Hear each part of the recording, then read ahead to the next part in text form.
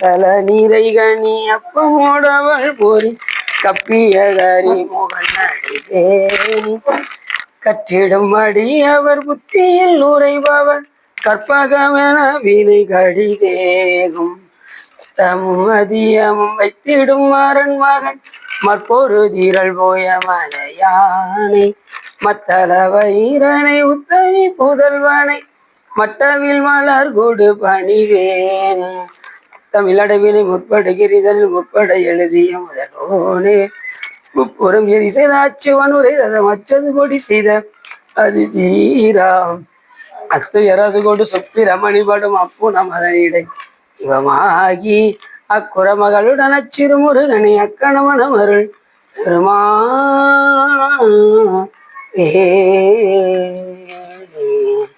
எந்தாயும் எனக்கருள் தந்தையும் நீ சிந்தாகுலமானவை தீத்தனையாள் கந்தா கதிர்வேலவனே உமையாள் மைந்தா குமரா மறைநாயகனே பொதியர்கோன் பொடித்த புகழியர்கோன் கடல் போற்றி ஆளுமிசை கல்விதப்பில் அணிந்த வீரான் அடி போற்றி பாலி திருநாவலூர் வன்தொண்டர் பதம் போற்றி ஊழிமொழி திருவாதவரர் எழுத்தாள் போற்றி சுற்றும் எல்லாம் வல்ல சிவகாமியம்பாளுடன் ஐயா பலல் வைத்தியநாசாமியுடைய பெரும் கருணை நாடும் எல்லாம் வல்ல சிவகாமியம்பாளுடன் ஐயா ஸ்ரீ சகஸ்ரலிங்கேஸ்வர பெருமானுடைய பெரும் கருணை நாடும் நாம் தொடர்ந்து ஸ்ரீபுரம் என்னும் திருவாரூர் தியாகராஜ பெருமானுடைய லீலைகளில் இன்று மூன்றாவது லீலையாக தியாகராஜராய் தோன்றிய லீலை பற்றி சிந்திப்பதற்கு திருவருளும் குருவருளும் அடியாரர்களும் கூட்டியுள்ளது. நான் எப்போதுமே ஒரு பாடலை சிந்தித்து விட்டு சொல்லுவோம். அதன் அடிப்படையில் என்று நரியை குதிரை செய்வானும் நரகரை தேவு செய்வானும் விரதம் கொண்டு ஆடவல்லானும் விச்சின்றி நாறு செய்வானும் முரசதிர்ந்தானை முன்னோட முன் பணிந்து அன்பர்கள் ஏத்த அறவரை சாத்தி நின்றானும் ஆரூரம் வந்த அம்மானே என்று அப்பசாமி மிக அருமையாக பாடுகின்றார். அப்பசாமியில் அப்படியே போகும்போது திருவாரூர் பெருமானை பார்த்ததுமே அந்த பாடலை பாடுறாரு. பாடிலம் பூதத்தினாலும் பவள செவ்வாய் வண்ணத்தானும் அப்படின்னு சொல்லி பாடும்போது இந்த பாட்டில் என்ன சொல்றாருன்னா நரியை குதிரை செய்வானும். இப்போ இதுலேருந்து நமக்கு என்ன ஒரு இது புலப்படுது அப்படின்னு பார்த்தா ஏற்கனவே நரியை குதிரை ஆக்கியிருக்காரு. அப்போ மாணிக்கவாச பெருமானுடைய காலம் இவங்களுக்கு முந்தைய காலம் நமக்கு நல்லா தெரியுது. அவருக்கு தானே சாமி நிறைய குதிரையை மாற்றினாரு. அப்போ மாணிக்கவாச பெருமானும் இந்த இடத்துல ஞாபகப்படுத்துறாரு. நரியை குதிரை செய்வானும். மதுரையில் சாமி அந்த திருவிளையாடல் நடத்திருக்கின்ற அந்த செய்தியை நரியை குதிரை செய்வானும் நரகரை தேவு செய்வானும். நரகத்தில் உள்ளவங்களெல்லாம் தேவர்களாக ஆக்கிடுவாராம் சாமி நினைச்சாருன்னா. அப்போ எவ்வளோ பெரிய கருணையாக இருப்பாங்க. அதில் நரியை குதிரை ஆக்கணும் அப்படின்னா அந்த நரிகள் எல்லாம் போய் சிவபெருமான்கிட்ட போய் மன்றாடியது. சாமி நாங்கள் எதுக்குமே எங்களை தேர்ந்தெடுக்க மாட்டேங்கிறாங்க. ஒரு சர்க்கஸில் கூட எங்களை என்ன பண்ணிடுறாங்க, ஒதுக்கி வச்சுறாங்க. நாங்கள் ரொம்ப தந்திரக்காரங்கன்னு சொல்லி சர்க்கஸில் கூட எங்களை சேர்க்க மாட்டேங்கிறாங்க. அதனால எங்களுக்கு ஏதாவது பார்த்து அருள் செய்யுங்கன்னு சிவபெருமானிடம் அந்த நரிகள் எல்லாம் போய் கேட்க சாமி அவர்களுக்கு அருள் செய்து நரியெல்லாம் பரியாக மாற்றினார். அது எப்படிப்பட்ட பரியா, ஒவ்வொன்றும் 2 ஆள் உயரம் குதிரை மதுரைக்கு கொண்டு வரும்போது ஒவ்வொன்றும் ஒவ்வொருத்தரையும் ஒரு வழி பண்ணிடுச்சான். அப்பேற்பட்ட குதிரையாக மாற்றினார் சிவபெருமான். சாமி நினைச்சாருன்னா எதை வேணாலும் செய்வார், என்ன வேணாலும் மாற்றுவார். அவரை போய் ஏன் இப்படி மாற்றினீங்கன்னா சாமிகிட்ட போய் நம்ம என்ன செய்ய முடியாது, கேட்க முடியாது. அவரவருக்குள்ளபடி ஈசன் அருளாலே அவரவரை கொண்டு ஏற்றுமானால் அவரவரை நல்லாறு பொல்லாறு என்று நாடுவது என் நெஞ்சமே எல்லாம் சிவன் செயல் என்று என்று சொல்வதற்கினங்க நம்ம யாரையும் போய் என்ன செய்ய முடியாது. சாமி பார்த்து எந்த உயிரை ஆட்கொள்வாருன்னு நமக்கு தெரியாது. எந்த திடீர்னு பார்த்தா ரொம்ப அசுரனா இருக்கவனா திடீர்னு அடியவரை மாத்திடுவார். அது தேவர்களாலே அறிய முடியாது. என்ன சாமி கொடியவனை அடியவனை மாத்திட்டாரு அப்படின்னு தேவர்கள்லாம் அப்படியே ஒரு நிமிஷம் யோசிப்பாங்க. அந்த அளவுக்கு சாமி என்ன செய்வார்னு யாராலையும் அறிய முடியாது. அது சிவபெருமானுடைய ரகசியம். சிலவர் பார்த்தீங்கன்னா ரொம்ப குடிகாரனா இருப்பாங்க. திடீர்னு பார்த்தா திடீர்னு திருடி பூசி அடியார வந்து இருப்பாங்க. அப்படி நிறைய பேரை பார்த்துருக்கேன். அப்படி நிறைய பேர் இப்பெல்லாம் மாறி அதுலேயும் பார்த்தீங்கன்னா அன்னைக்கு ஞாயிற்றுக்கிழமை சொற்பொழி பேசணும் பார்த்தீங்களா, ஞாயிற்றுக்கிழமையா, ஆமாம் வெள்ளிக்கிழமை சனிக்கிழமை சனிக்கிழமை ஒருத்தர் சொற்பொழி கேட்டு ஒரு இடத்துல உட்காந்து சொற்பொழி வழி முடிச்சுட்டு வேகமாக வந்தார். சாமி நீங்கள் எப்பெல்லாம் பேசுறீங்க அப்படின்னாரு. மாதம் சனிக்கிழமை பேசும். வேற எங்கெல்லாம் பேசுறீங்க அப்படின்னாரு. மற்ற நேரம் அவர் வர முடியல, ஒரு இனிமேல் நான் இங்கே வரணும்னு நினைக்கிறேன் அப்படின்னு சொன்னார். அதாவது ஒருத்தவங்க எந்த உயிரை எப்போ மாற்றுவான்னு சொல்ல முடியும். ஒரு செய்தி அவங்க காதில் போயிடுச்சுன்னா அவங்க அப்படியே மாறிடுறான். ஒரு செய்தி தான். அதுதான் சொற்பொழிலாம் கேட்கணும்னு சொல்கிற காரணம். திருநீலகண்ட நாயனார் எடுத்துக்கிட்டிங்கன்னா அவர் தினசரி போய் சொற்பொழி கேட்பார். திருக்கோயிலில் போய் சொற்பொழி கேட்டு அந்த பார்க்கடலை கடையும் போது நஞ்சு வந்த அந்த செய்தியை சொற்பொழிவாளரை சொல்லி அதை நாயனார் கேட்க அந்த நாமத்தை பிடிச்சிக்கிட்டார். திருநீலகண்டம் திருநீலகண்டம் திருநீலகண்டம். நீ இப்பயும் நீ வீட்டை விட்டு வெளியே போகும்போது திருநீலகண்டம் சொல்லிட்டு போங்க, உங்களுக்கு எந்த ஆபத்தும் வராது. அவ்வளவு சிறப்புடைய நாமம் திருநீலகண்டம். அந்த நாமத்தை பிடிச்சிக்கிட்டாரு திருநீலகண்டம். எப்போ பார்த்தாலும் திருநீலகண்டம் திருநீலகண்டம் திருநீலகண்டம். நம்ம சென்னையில் டாக்டர் மகன் இருக்காங்க, 2வது மகன். அவங்க போகும்போது அம்மா திருநீலகண்டம் வீட்டை விட்டு போயிட்டு வரேன்னு சொல்றதுக்கு அம்மாட்ட திருநீலகண்டம் சொல்லிட்டு போவாங்க. அப்படி பழக்கி வச்சிருக்காங்க. அது மாதிரி அவங்க ஆஸ்பத்திரி போகும்போது திருநீலகண்டம் அப்படின்னு அவங்க கணவர்கிட்ட சொல்லிட்டு போவாங்க. அவர் ஆஃபீஸ் போகும்போது அவங்க திருநீலகண்டம் சொல்லிட்டு இப்படி ஒவ்வொருத்தரும் சொல்லிட்டு போவாங்க. அது மேலே ஆச்சு. இப்படி சாமி எந்த நேரத்தில் எதை செய்வார்னு யாராலையுமே தேவர்களாலே அறிய முடியாது. நாம் அறிய முடியுமா? அறிய முடியும்.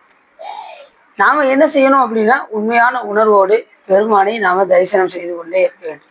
தக்க நேரத்தில் நம்ம என்ன விரும்புகிறோமோ அதை சிவபெருமான் உள்ளிருந்து உணர்த்தி உங்களுக்கு எதை காட்டணுமோ அதை காட்டி, காட்டாதனவெல்லாம் காட்டி, பின் தாழ்த்தா மறைகள் காட்டி, அப்புறம் என்ன சொல்றேன் சாமிக்கு அவர் திருவடி காட்டாதனவெல்லாம் காட்டி, சிவம் காட்டி, அப்புறம் தாழ்த்தா மறைகள் காட்டி திருவடியை காட்டுறார். கடைசி திருவடியில தான் போய் இந்த உயிர்களாகிய நாமெல்லாம் போய் பேன்பத்தை நாம் அனுபவிப்போம். எங்க சாமியுடைய திருவடியில போய். அப்படி நரியை குதிரை செய்வானும். குதிரை நரிய குதிரையா மாத்துவாரு, குதிரையை நரியாவும் மாத்தினாரு. 2வது சாமி அதையும் செஞ்சாரு. முதல்ல நரிய குதிரையா மாத்தினாரு. அப்புறம் என்ன பண்ணாரு, இரவானது அது நரியெல்லாம் குதிரையெல்லாம் நரியாகி ஊழல் ஆரம்பிச்சு.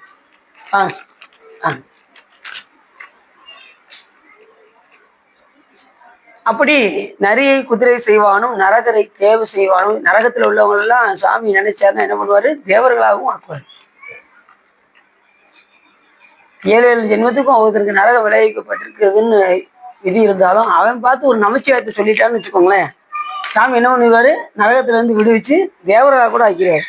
அதை நரகம் இயல்புக நாடினர் ஆயினும் உரைசை வாயினர் ஆயிடின் உருத்திரர் விரவியே வித்திடும் என்பதால் வரதன் நாமும் நமச்சிவாயவே என்று ஞானசம்பந்த பெருமான் சொல்வதற்கிறாங்க.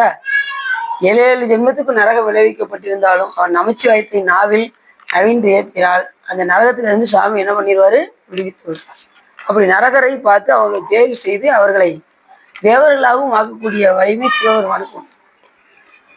2வது, ஒவ்வொரு உயிர் செய்கின்ற அந்த ஒரு திறன் யாருக்கு தெரியும் அப்படின்னா சிவபெருமானுக்கு தெரியும். உங்களுடைய ஒவ்வொரு அசைவும் சிவபெருமானுக்கு நன்றாகவே தெரியும்.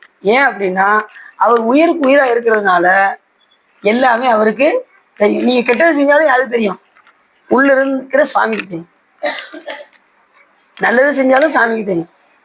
ஒவ்வொரு நிலை நீங்க எந்த இடம் சார் மெடுத்து வரீங்களா? சரி. அப்ப சாமி செய்கின்ற ஒவ்வொரு செயலும் அவர் நமக்கு உயிருக்கு உயிராக இருக்கிறதுனால எல்லாவற்றையும் இறைவன் அறிவார். அதனால அந்த உயிருக்கு தகுந்தவாறு நன்மை தீமை செய்யறது நான் யாரும் பார்க்கல. நாம தனியா இருக்கோம். நாம என்ன செஞ்சா என்ன அப்படின்னு நினைச்சாலும் உள்ள இருந்து யார் இருக்கான், சுவாமி. உங்களுடைய ஒவ்வொரு கணக்கையும் நீங்க நினைச்சாலே எழுதுவார். தீங்கு நினைச்சாலும் எழுதுவாரு, நன்மையை நினைச்சாலும் எழுதுவார். நாம சும்மா உட்காந்துருக்கும் போது சும்மா உட்காந்துருப்போமா? ஒண்ணு எதையாவது ஒரு நல்லதை நினைப்போம், இல்லைன்னா ஏதாவது ஒரு கெட்டதை நினைப்போம். 2க்குமே வினை தோன்றும். ஒண்ணு நல்வினைக்கு நல்வினை தோன்றும், தீயத்தை நினைச்சா தீவினை தோன்றும். அப்ப அந்த கணக்கான சிவபெருமான் நினைச்சிக்கிட்டே இருப்பார். அதனாலதான் இந்த மாதிரி நேரங்கள் எல்லாம் சிவ தொடர்பாகவே இருந்தால், சிவ சம்பந்தமாகவே இருந்தால் நமக்கு வினை பயன் ஏறாது. இந்த மாதிரி சொற்பொழிவுலாம் அடிக்கடி கேட்டுக்கிட்டே இருந்தா இந்த 1.5 மணி நேரத்துல உங்களுக்கு என்ன ஏறாது, வினைகள் ஏறாது. வினைகள் கொஞ்சம் தள்ளி நிற்கும். சொற்பொழிவு முடிஞ்சதும் இந்த ஏகவதியை தாண்டினதும் வீட்டுல வேற சமைக்க வேற வேண்டியிருக்கே, வீட்டுக்காரர் வேற வந்துருவாரு, அவர் சத்தம் போடுவாரு அப்படின்னு நினைச்சிட்டு போற பாருங்க. வீட்டை பத்திய சிந்தனைகள் அதிகமா இருக்கும். இந்த இடத்த விட்டு தாண்டிட்டீங்கன்னா வினை கணக்கு ஏற ஆரம்பிச்சு. அந்த நேரத்தில் நீங்க என்ன செய்யணும், எல்லா பெருமான் திருவருள் நினைச்சீங்கன்னா அதுவும் உங்களுக்கு ஏற. அப்படி நரகரை தேர்வு செய்வானும் விரதம் கொண்டு ஆட வல்லானும் விரதத்துக்கு ஏற்ற பலனை கொடுப்பதும் சிவபெருமானே. நீங்க ஏதாவது விரதம் இருக்கீங்கன்னு வச்சுக்கோங்க. இப்ப சோமவார விரதம் இருக்கீங்க, இல்ல சஷ்டி விரதம் இருக்கீங்க, இல்ல சதுர்த்தி விரதம் இருக்கீங்க அப்படின்னு ஏதாவது விரதம் இருந்தால் அந்த விரதத்துக்குரிய பயனை யாரு கொடுப்பாருன்னா சிவபெருமான் தான் கொடுப்பார். நீ எந்த விரதம் எடுத்தாலும் சரி, எந்த விரதம் இருந்தாலும் சரி, அந்த விரதத்துக்குரிய பயன். ரெண்டாவது, விரத காலங்கள்ல எல்லாம் நாம என்ன செய்ய வேண்டும் என்றால் ஒரு வேளை தான் உணவு உட்கொள்ளணும். ஆனா நாம என்ன செய்யறோம், எனக்கு என்னால பசி பொறுக்க முடியாதுங்க, ஒரு வேளை வேணா நிப்பாட்டிக்கிறேன், ஒரு வேளை சாப்பிட்றதுல ரொம்ப ரேரு அப்படின்ட்டு நிறைய பேர் அப்படிதான் செய்றாங்க. காலையில ஒரு வேளை சாப்பிடாம இருந்தா போதும்லங்க, அதாங்க விரதம் என்னங்க நீங்க அப்படிங்கிறாங்க. ஒரு வேளை தான் சாப்பிடணும். போயிடும். ஏன்னா ஒரு வேளை தான் சாப்பிடணும். ஏன்னா நமக்கு ரூல்ஸ் அப்படிதான் சொல்லுது. விரதத்தினுடைய ரூல்ஸ் என்னன்னா, ஒன்று உச்சி பொழுது உண்டுதல், இல்லைன்னா இரவு பொழுது மட்டும் உண்டுதல், இல்லைன்னா அன்று முழுதும் உண்ணாமல் இருத்தல், இல்லைன்னா அன்று முழுதும் உறங்காமல் இருத்தல், இல்லைன்னா அன்று முழுவதும் 4 யாமம் சிவ பூஜை செய்தல்.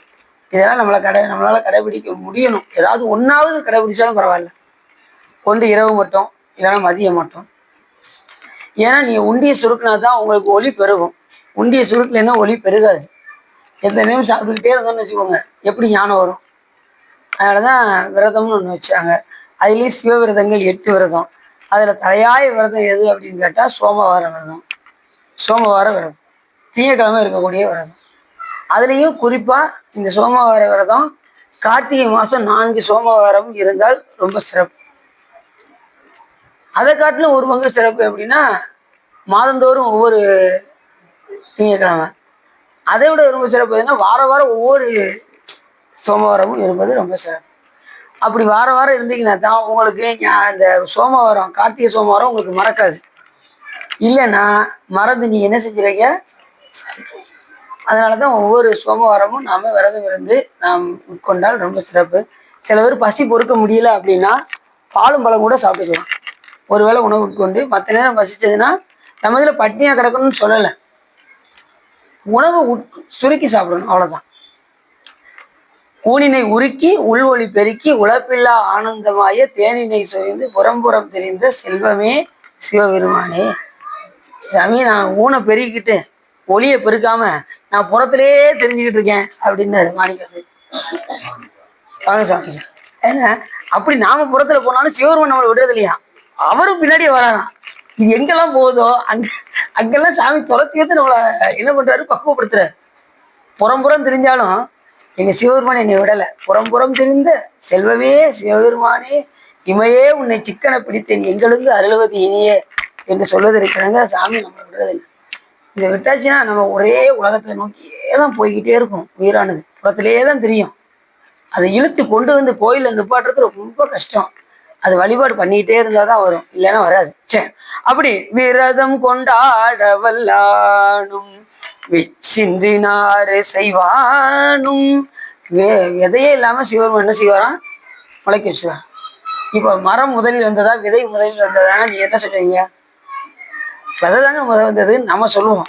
ஏன்னா விதையில இருந்து தானே மரம் வருது அப்படின்னு நாம சொல்லுவோம். ஆனால் சிவபெருமானுடைய எல்லையில்லாத ஆற்றினால சுவாமி முதல்ல எதை உருவாக்கினார் என்றால் மரத்தை தான். விச்சது இன்றே, விதையே இல்லாமல் மரத்தை முதலில் சுவாமி விதைக்க வைத்தார். விச்சதின்றி விளைவு செய்குவாய், விண்ணகம் மண்ணகம் முழுதும் யாவையும் வைச்சு வாங்குவாய், உன் புலையினை உன் கோயில் வாயிலில் பிச்சை நாக்கினாய், பெரிய அன்பருக்கு உரிய நாக்கினாய், தான் வளர்த்தது நச்சு மரம் ஆயினும் கொளார் நானும் அங்கனே உடைய நாதனே அப்படிங்கிறாரு மாணிக்கவாசகர் சாமி. மாணிக்கவாசகர் சொல்றாரு, சாமி நான் நச்சு மரம் சாமி, நான் நச்சு மரம் தெரியாம வளர்ந்துருந்தா கூட வீட்டுக்காரங்க வெட்டுறதுக்கு அஞ்சுவாங்க. சரி இருந்தா இருந்துட்டு போட்டோம், அவங்களுக்கு கூட என்ன செய்வாங்க, கொஞ்சம் அந்த மரத்தை விட்டுருவாங்க. நான் நச்சு மரம் தான், நீ என்னை என்ன செஞ்சிடாத, வெட்டிடாத. நச்சு மரம் ஆயினும் கொலா நானும் அங்கனே உடைய நான் அப்படி சொல்றாரு. தன்னை எந்த அளவுக்கு தாழ்த்தணுமோ அந்த அளவுக்கு மாணிக்கவாசகர் ரொம்ப கீழே இறங்கி, அதுலேயும் சிறு நாயினும் கடையேன் அப்படிங்கிறாரு. நாயை விட கீழானவன் சாமி, நீ தாயை விட மேலானவன் அப்படின்னாரு. தாய் சிறந்த தயாவான தத்துவனே, ஞாயிற்கடையாம் நாயேனே நயந்தினியே ஆட்கொண்டாய், மாயப்பிறவை வைத்திட்டிருக்கும் அதுவன்றி ஆயக்கடவே நானோதான் என்னதோ இங்கு அதிகாரம் காயத்திடுவாய் உன் கலல்களில் வைப்பாய் கண்ணுதலே அப்படிங்கிறாரு மாணிக்காசு. சாமி, என்ன உடம்பு கொடுப்பதும் உன் திருவடிக்கீழ வைப்பதும் உன்னுடைய அதிகாரம், எனக்குன்னு அதிகாரம்லாம் எதுவுமே இல்லை அப்படிங்கிறாரு. இப்போ நாம ஒரு சின்ன இது வந்தாலும் நமக்கு ஒரு அதிகாரம் வந்துடுது, ஒரு பதவி வந்தால் அதிகாரம் வந்துடுது, பதவி வந்து அதிகாரம் வந்துடுது, ஏதாவது ஒரு போஸ்டிங் கொடுத்தா அதிகாரம் வந்துடுது. வீட்டில் நம்ம அதிகாரம் தான் செல்லுபடியாகுது. இப்போ வீட்டுக்காரரை யார் அரட்டுறாருன்னா வீட்டுக்காரம்மா தான் அரட்டுறாங்க. சொல்றது ஞாபகம் இருக்கா இல்லையா? பத்திரமா நான் சொல்ற பொருளை வாங்கிட்டு வந்துடுறோம் அப்படிம்பாங்க. அவர் பயந்து நடிக்கிட்டே போவாரு. திடீர்னு மறந்துட்டு வந்துட்டாருன்னு வச்சுக்கோங்க, பயங்கரமா விழுவோம் வீட்டில். அந்த மாதிரி பயந்து நடிக்கிட்டு இருப்பாங்க வீட்டில். அப்படிலாம் இருக்கு. சரி, அப்படி பிச்சதின்றியே சிவபெருமான் என்ன செய்வாரா? விளைவு செய்வார். விண்ணகம் மண்ணகம் முழுதும் யாவையும் பயிற்சி வாங்குவார். இந்த உலகத்துல எதெல்லாம் நம்ம கொடுத்துருக்காரோ ஒரு நாள் என்ன செஞ்சிருவாரு? நம்ம கிட்ட இருந்து ஒன்று ஒன்றா வாங்குவார். 32 பல்லு இருக்கா, ஒன்று ஒன்றா வாங்குவார், ஒன்று ஒன்றா உடையும். வயசாக ஆக ஆக அப்படி நான் ஒரு இடத்துல சொற்பொழி பண்ணிட்டு இருந்தேன். ஒரு பையன் எந்திரிச்சுட்டேன்னா, சிவா எனக்கு பல்லு விழுந்து முளைச்சிருச்சு அப்படின்னா. தம்பி, உங்களுக்கு முளைச்சிருக்கு தம்பி, வயசானவங்களுக்குலாம் முளைக்காது அப்படின்னு அவரு அந்த பையன் நல்லா கேள்வி கேட்டான். சொல்லி முடிச்சதுக்கு அப்புறம், சிவா எனக்கு விழுந்தது, எனக்கு முளைச்சிருச்சு அப்படின்னு. சரி, அப்படி வயசாக ஆக ஒன்று ஒன்றா குறையும். பார்வை குறையும். முதல்ல நர விழுகும், அப்புறம் திரை விழுகும். அதாவது பிணி, அதாவது முதல்ல எதுனா நரை. சிவபெருமான் கொடுக்குற முதல் நோட்டீஸ் நர விழுவமே ஒழுங்கு வழிபாடு செய்ய ஆரம்பிச்சிடணும். இப்போ உனக்கு வயசு 40ஆகுது, ஒழுங்கு வழிபாடு பண்ண ஆரம்பிச்சிரு. ரொம்ப நாள்லாம் கிடையாது, 80ஓ 90ஓ உன்னுடைய ஆயுட்காலம் அவ்வளோதான், அதுக்குள்ளே ஒழுங்காக வழிபாடு பண்ணு அப்படிம்பாரு. அதுக்கப்புறம் நம்மளால வழக்கம் போல் செல்ஃபோன் எடுத்துகிட்டு இந்திய தொலைக்காட்சிகளும் முதன்முறையாக இதெல்லாம் பார்த்து வீண காலத்தை போக்கி அதுக்கப்புறம் என்ன ஆகும்? அதுக்கப்புறம் திரை கண்ணு எதனாலும் கொஞ்சம் தள்ளி இருந்தே பேசுங்க, எனக்கு கொஞ்சம் கண்ணு சரியாக தெரியல அப்படிம்பாங்க. திரை வந்துடும். திரை வந்தாலும் நம்மளால கண்ணாடியை போட்டு அதுக்கும் 18 சாமி கொடுத்து அதை காலத்தை வீணா போக்கி அதுக்கப்புறம் பிணி வந்துடும், நோய் வர ஆரம்பிச்சிடும். நிறைய திரைக்கு அடுத்து என்ன வந்துடும்? நோய் வர ஆரம்பிச்சிடும். எல்லா நோயும் ஒன்னோட வரும். அந்த வயசான காலத்தில் இழப்பு வரும், இருமல் வரும், சளி வரும், கண்ணு போகும். ஒன்று ஒன்றா போகிறதுக்குள்ள அதை நொந்தி இருவி வந்துந்தி ஐயாறு பாயாமும் நெஞ்சமே ஐயாரை வாயால் அலை அப்படின்னாரு இந்த 19ஆம் திருமுறையில். நொந்து இருவி வந்துந்தி ஐயாறு பாயாமும் நெஞ்சமே ஐயாரை வாயால் அலை. நொந்து இருவி நுரை தர்றதுக்கு முன்னாடி நீ என்ன பண்ணிடு? சிவபெருமானை போய் அங்கே ஐயாற்று பெருமானை போய் நீ யாரா என்று நீ போய் அலை அப்படின்னு. நொந்தி இருவி நுரை தேறி வந்துந்தி ஐயாறு பாயாமும் நெஞ்சமே. அதுக்குள்ளே நம்ம செய்ய வேண்டிய நல்ல சிவபெருமானை வந்து நல்ல வழிபாடு செஞ்சு இந்த கண்ணு காலு எல்லாம் இருக்கும் போதே திருக்கோயிலுக்கு நடந்து வந்து கால்களால் பயனன் கரை கண்டன் உரை கோயில்னு தினசரி நிறைய பேர் பார்த்தீங்கன்னா வைத்தியநாத கோயிலுக்கு நடந்தே வர்றாங்க. பெரிய சிறப்பு. நான் பக்கத்துல இருந்துட்டு வண்டியில தான் போறேன். எல்லாரும் இங்கிருந்து அங்கிருந்துலாம் எங்க வராங்க? நம்ம மண்ணாடி பார்த்து பாருங்க, அங்கிருந்து எல்லாம் நடந்தே வராங்க. நம்ம வண்டி அத சூழ்நிலைகள் அப்படி இருக்கு. அங்க முடிச்சுட்டு இங்கே வர வேண்டி இருக்கு, பூஜைக்கு இங்கே வரணும், அடுத்தடுத்து வேலை இருக்கிறதுனால வண்டியிலே போக வேண்டியதா இருக்கு. இதுதான் அடி நடந்துதான் போகணும்னு நினைப்பேன். ஆனா பாருங்க, இந்த பள்ளியிற பூஜைக்கு தான் என்னைக்காவது ஒரு நாள் நடந்து போறது. அதுவுமே பாத்தீங்கன்னா வண்டியில தான் போற சூழ்நிலை இருக்கு. மோச்சாருக்கு பின்னாடி சார், பின்னாடி போடணும். நீங்க போடணுமா? உங்களுக்கு நீங்க என்ன வச்சிருக்க? நாங்க போட்டுருவோம். போட்டுருவோம். நீங்க முன்னாடி படியில் வச்சிருங்க, படியில் வச்சிருங்க, படியில் வச்சிருங்க, நாங்கள் போட்டுருவோம். இப்போ பூஜை 7:30 மணிக்கு ஆகும், அப்பதான் போடுவோம். இல்லைன்னா இந்த உள்ள கோயில் அம்மா இருக்காங்க, கோயில் அவங்ககிட்ட சொன்னீங்கன்னா கூட அவங்க பின்னாடி ஊற்றிடுவாங்க. கோயில் வீடு இந்த சைடில் இந்த சந்தில் இருக்கு அவங்க வீடு, இந்த கோயிலுக்கு அவங்க வீடு இருக்கு பின்னாடியா? பின்னாடி கிடையாது, இந்த விளக்குல ஊற்றி விட வச்சுட்டீங்கன்னா அவங்க பின்னாடி வச்சிருவாங்க, சாமி பின்னாடி. சரி, அதான் நீங்க வந்து நீங்க கூட அவங்ககிட்ட சொன்னீங்கன்னா அவங்க கூட போட்டுருவாங்க. சரி, பார்த்து பின்னாடி சந்தில் வீடு, கோயில் நம்ம வீடுன்னு கேட்டீங்கன்னா சொல்லிடுவாங்க. சந்துக்குள்ள விரதம் கொண்டாடவல்லானும் விச்சதின்றினாறு செய்வானும் முரசதிந்தானை முன்னோட முன்பணிந்த அன்பர்கள் ஏத்த. சிவபெருமானுக்கு அந்த முரசு அதிலிருந்து யானை முன் ஓடுமா. முரசு அதிர்ந்த யானை முன்னு ஓடுமா. இந்த போருக்கெல்லாம் சாமி போகும்போது முன்னாடி எது போகும்னா யானை தான் போகும். முரசு அதிர அதிர யானை கூட்டங்கள்லாம் முன்னாடி போக ஆரம்பிக்கும். அப்படி போகும்போது முன்படிந்து அன்பர்கள் எல்லாம் ஏற்றுவார்கள் சிவபெருமானை. இப்போ முப்புறம் எரிக்கும் போது சாமி வந்து பார்த்தீங்கன்னா அந்த போருக்கு போகும்போது ஆயுதம் இல்லாமல் போகக்கூடாது. அதனால சிவபெருமான் கையில் வில்லு வச்சிருந்தார். சிவபெருமான் கையில் வில்லு 2 அம்பு கொண்டு போனாராம். அதுலேயும் 2 அம்பு கொண்டு போகலாம்னு நினச்சி ஒரு அம்பு கொண்டு போனாராம். அதுவே மிகன்னு மறுபடியும் திரும்பி வந்துட்டாராம். அதே கொண்டு வந்துட்டாராம். ஈரம்பு கண்டிலும் ஓரம்பு தங்கையில் ஓரம்பே முப்புறம் முந்திவரன்னு சொல்றாருல அந்த பாட்டில். ஓரம்பே மிகைன்னு நினச்சிட்டு கொண்டு வந்துட்டாராம் சிவபெருமான். அப்படி அந்த முரசதிர முன் தொண்டர்கள் எல்லாம் பணிந்து என்ன செய்யறாங்கன்னா சிவபெருமானை ஏற்றினார்கள் அப்படின்னு சொல்றாரு. தொண்டர்கள் எல்லாம் பணிந்து ஏற்றக்கூடிய பெருமான். அதுலயும் அப்போசாமி ஒரு பாட்டை சொல்றாரு, அன்பர்கள் எல்லாம் ஏற்றும் போது கண்ணில் இருந்து கண்ணீர் வருமா. தொண்டர்கள் எல்லாம் ஏற்றும் போது, ஏற்றி வழிபாடு செய்யும் போது, சகமலால் அடிமை இல்லை, தாளலால் துணையும் இல்லை, நகமலாம் தேய கையால் நாள் மலர் தொழுது தூவி முகமலாம் கண்ணீர் மல்க முன் தொண்டர் பணிந்தேத்தும் அகமல்லால் கோயில் இல்லை ஐயன் ஐயாரனார்க்கே. பூ பறிக்கும் போது நகை தேயணுமா, நகை தேயிற அளவுக்கு பறிக்கணுமா பூ. நம்ம அப்படி பறிச்சிருக்கோமா என்னைக்காது? அந்த 10 பூவை பறிக்க முடியும் நம்ம படுற பாடு. அது உள்ளெல்லாம் இருக்கும். அதை தொடச்சி உள்ள போய் அதை எடுக்க முடியும் படாது பாடு. ஆனா நம்ம ஆர்வத்தோட பறிக்கணும். 2வது அதிக நேரம் பறிக்கணும், அதிக காலம் எடுக்கணும், அதிகமாக பூ பறிக்கணும்.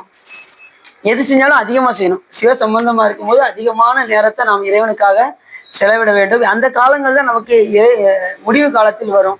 மற்ற எந்த காலமும் நமக்கு துணைக்கு வராது. ஆகையினாலே மலர்கள் எல்லாம் பறிக்கும் போது அதிக நேரம் சாமிக்கு பறிக்க வேண்டும். அப்போ நெகந்தெய்கிற அளவுக்கு பறிக்கணும் அப்படின்னா அதிக நேரம் பறிக்கணும்னு அர்த்தம். அதுக்காக நீங்க நகை எப்போ தேவைன்னு நினைச்சு நீங்க வாட்டு பறிச்சுக்கிட்டீங்க, நகமெல்லாம் தெரியாது. எதுக்காக சொல்றாருன்னா அதிக நேரம் இறைவனுக்காக பயன்படுத்தணும் அப்படிங்கிறதுக்காக சொல்றாரு. நகமெல்லாம் தேய கையால் நாள் மலர் தொழுது தூவி. நாள் மலர்னா நித்தலும் பூக்கக்கூடிய மலர்னு அர்த்தம். நித்தலும் பூக்கக்கூடிய மலரை பறிக்கணும். நாள் மலர் தொழுது தூவி முன் தொண்டர் பணிந்து ஏத்தும் அகமல்லால் கோயில் இல்லை ஐயன் ஐயரனார். முகமெல்லாம் கண்ணீர் மல்க முன் தொண்டர் பணிந்து ஏத்தும் அகமலல்லால் கோயில் இல்லை ஐயன் ஐயா. அவர் முகமெல்லாம் கண்ணீர் மல்னா தான் அகத்துல சிவபெருமான் வருவார். முகத்துல கண்ணீர் வரலன்னா அகத்துல சுவாமி வர மாட்டேன். முகத்துல என்னைக்காவது கண்ணீர் வந்திருக்கா? நமக்கு சாமி வழிபாடு பண்ணும்போது வந்திருக்கா? வரணும். அந்த அளவுக்கு சாமிகிட்ட ஒன்றணும். பூஜை பண்ணும்போது நான்லாம் ஒரு ஆளா சாமி என்ன புடம் போட்டு நீ எடுத்திருக்கியே அப்படிங்கிற உணர்வோடு நாம காலையில பூஜை பண்ணணும். அனுஷ்டானம் பண்ணும் போதெல்லாம் அந்த உணர்வு வரணும். திருமுறைகள் பாடும்போது அந்த உணர்வு வரணும். எப்பேற்பட்டவனை கொண்டு வந்து திருமுறை பாட வச்சிருக்கே சாமிங்கிற உணர்வோட கண்ணீர் வரணும். அந்த அளவுக்கு சுவாமி மேல அறவரை சாத்தி நின்றானும் ஆரூர் அமர்ந்த அம்மானே. அறவரை சாத்தி அமர்ந்தானும். பாம்பு சாமி எப்பயுமே அணிஞ்சிருப்பார். அதை சாத்தி எப்பயுமே பார்த்தீங்கன்னா நீங்க எல்லா திருக்கோயிலையும் பார்த்தீங்கன்னா பாம்பை வச்சிருப்பாங்க. அந்த 5 குலம் அவர் பாம்பை பற்றி சொல்லியிருப்பார். அப்படி சொன்னவர் முகத்துக்கு என்ன சொன்னாரு? 4 குலம் அவர் தம் முகம் ஆவன அப்படிங்கிறாரு. சிவபெருமானுக்கு எத்தனை முகம்? 5 முகம். ஆனா 4 குலாம்ல போய் வச்சிருக்காரு அப்பசாமிகள். அப்ப அப்பசாமி தப்பா சொல்லுவாரா? 4 குலாம் அவர் தம் முகம் ஆவன அப்படிங்கிறாரு. அது அந்த இடத்துல எப்படி பொருள் கொள்ளணும் அப்படின்னா, அனந்த தேவருக்கு 4 முகம், ஸ்ரீகண்ட பரமேஸ்வருக்கு 5 முகம், இது சதாசிவமூர்த்திக்கு 5 முகம், அனந்த தேவருக்கு 4 முகம். அப்படி உள்ள படம் எங்கேயுமே இருக்காது. அந்த அஷ்டமாய கோணத்தை இயக்கக்கூடிய அனந்த தேவருக்கு 4 முகம். அதைத்தான் அந்த இடத்துல ஈசனாருக்கு 4 முகம் தம் முகம் ஆவன அப்படின்னாரு. 4 குலாம் அவர் தம் முகம் ஆவன. அப்ப 4 முகம் கரெக்டு தானே? 5 முகம் சொன்னாலும் கரெக்டு தான், 4 முகம் சொன்னாலும் கரெக்ட், 6 முகம் சொன்னாலும் கரெக்டு தான். அதுவும் சாமி தான். அவங்க முருகப்பெருமானும் சிவபெருமான். அப்படி இந்த பாட்டில் மிக அற்புதமாக சொல்றாரு. நரியை குதிரை செய்வானும் நரகரை தேவு செய்வானும் விரதம் கொண்டாட வல்லானும் விச்சின்றி நாறு செய்வானும் முரசதிந்தானை முன்னோட முன்பணிந்தன்பர்கள் ஏத்த அறவரை சாத்தி நின்றானும் ஆரூர் அமர்ந்த அம்மானே. இப்படிப்பட்ட பெருமான் எங்க இருக்காரு? ஆரூர்ல அமர்ந்து அருள் செய்கின்றார் அப்படின்னு இந்த பாட்டை சொல்றாரு. இப்ப நம்ம கதைக்குள்ள போயிட போறோம். தியாகராஜராய் தோன்றிய லீலை. எப்படி சுவாமி கைலாயத்துல இருந்து இங்க வந்தாரு அப்படிங்கிற இதை எப்படி சொல்றாங்கன்னு பார்ப்போம். ஏற்கனவே சென்ற வரலாறுல அந்த நகர நிர்மாணம் செய்து பெருமான் என்ன செய்தாரு? இந்த நகரத்தை தோற்றுவிக்க வேண்டும் என்று அந்த விஸ்வகர்மாவை பார்த்து சொல்லி, இப்பதான் நமக்கு ஞாபகம் வருது. ஆமா, போன இதுல அதுதான் சொன்னாங்களோ, இப்பதான் ஞாபகம். ஏன்னா அந்த அந்த அதை மறந்துடும். அதை மறுபடியும் ஞாபகப்படுத்த வேண்டியிருக்கு. இப்ப இந்த நகரத்தை தேர்வு செஞ்சாச்சு, நகரத்தை உருவாக்கியாச்சு. அங்க சிவபெருமான் சொன்னதுக்கு மேல 1000 மடங்கு இந்த நகரத்தை புனிதமாக ஆக்கினார். யாரு? அந்த விஸ்வகர்மா. இப்ப சுவாமி அங்க ஆவாகனம் ஆக போகிறார். அங்க தியாகராஜ பெருமான் வரப்போகிறார். எப்படி வரப்போறார் அப்படிங்கிற செய்திய, ரத்தனங்களையும் முத்துக்களையும் வாரிக்கொண்டு அலை வீசும் காவிரி நதியின் ஜலப்பெருக்கினால் குளிர்ந்து விளங்கும் சோழ நாட்டின் கீழ்த்திசையில் வாக்காலும் மனத்தாலும் கருத உண்ணாத அமைப்புடன் கூடி விளங்கும் அவன் நகரை கண்டு பணிந்து அந்த நகரத்தை பார்த்து, இப்ப முதல்ல என்ன சொன்னாரு? காவிரி நதி எப்படி பாயுமா? ரத்தனங்களையும் முத்துக்களையும் வாரி கொண்டு அலை வீசி கொண்டு அது வருவான். அப்படி அலை வீசி கொண்டு அந்த ரத்தனங்களையும் முத்துக்களையும் குவிச்சு ஒரு இடத்துல போய் குவிக்க பாருங்க. அது எது போலன்னா, அடியார்கள் எல்லாம் எப்படி கூடி இருந்தா எப்படி இருக்கும், அது போல இருக்குமா.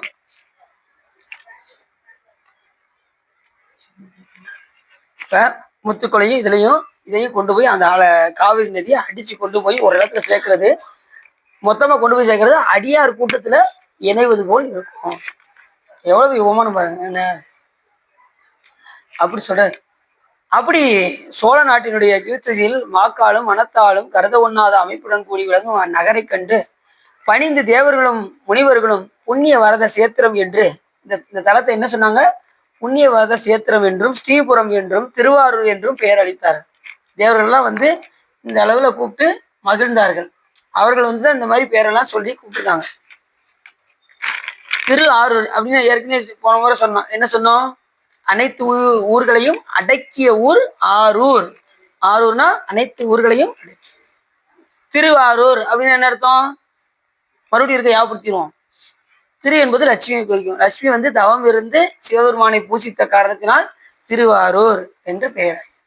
இந்த புராணத்தை மீனாட்சி சுந்தரம் பிள்ளை இயற்றி, அதுக்கப்புறம் ராஜகோபால் பிள்ளை என்பவரால் தான் இந்த நூலானது முடிவு செய்ய அச்சிடப்பட்டு வெளியிடப்பட்டது. இந்த நூல் முதல்ல இந்த இதை செய்தது யாருன்னா மீனாட்சி சுந்தரம் பிள்ளை அவர்களால் தான் இந்த தியாகராஜ பெருமானுடைய லீலைகள் எல்லாம் எழுதப்பட்டு யாவச்சு கொண்டோம். சரிதானே? சரி.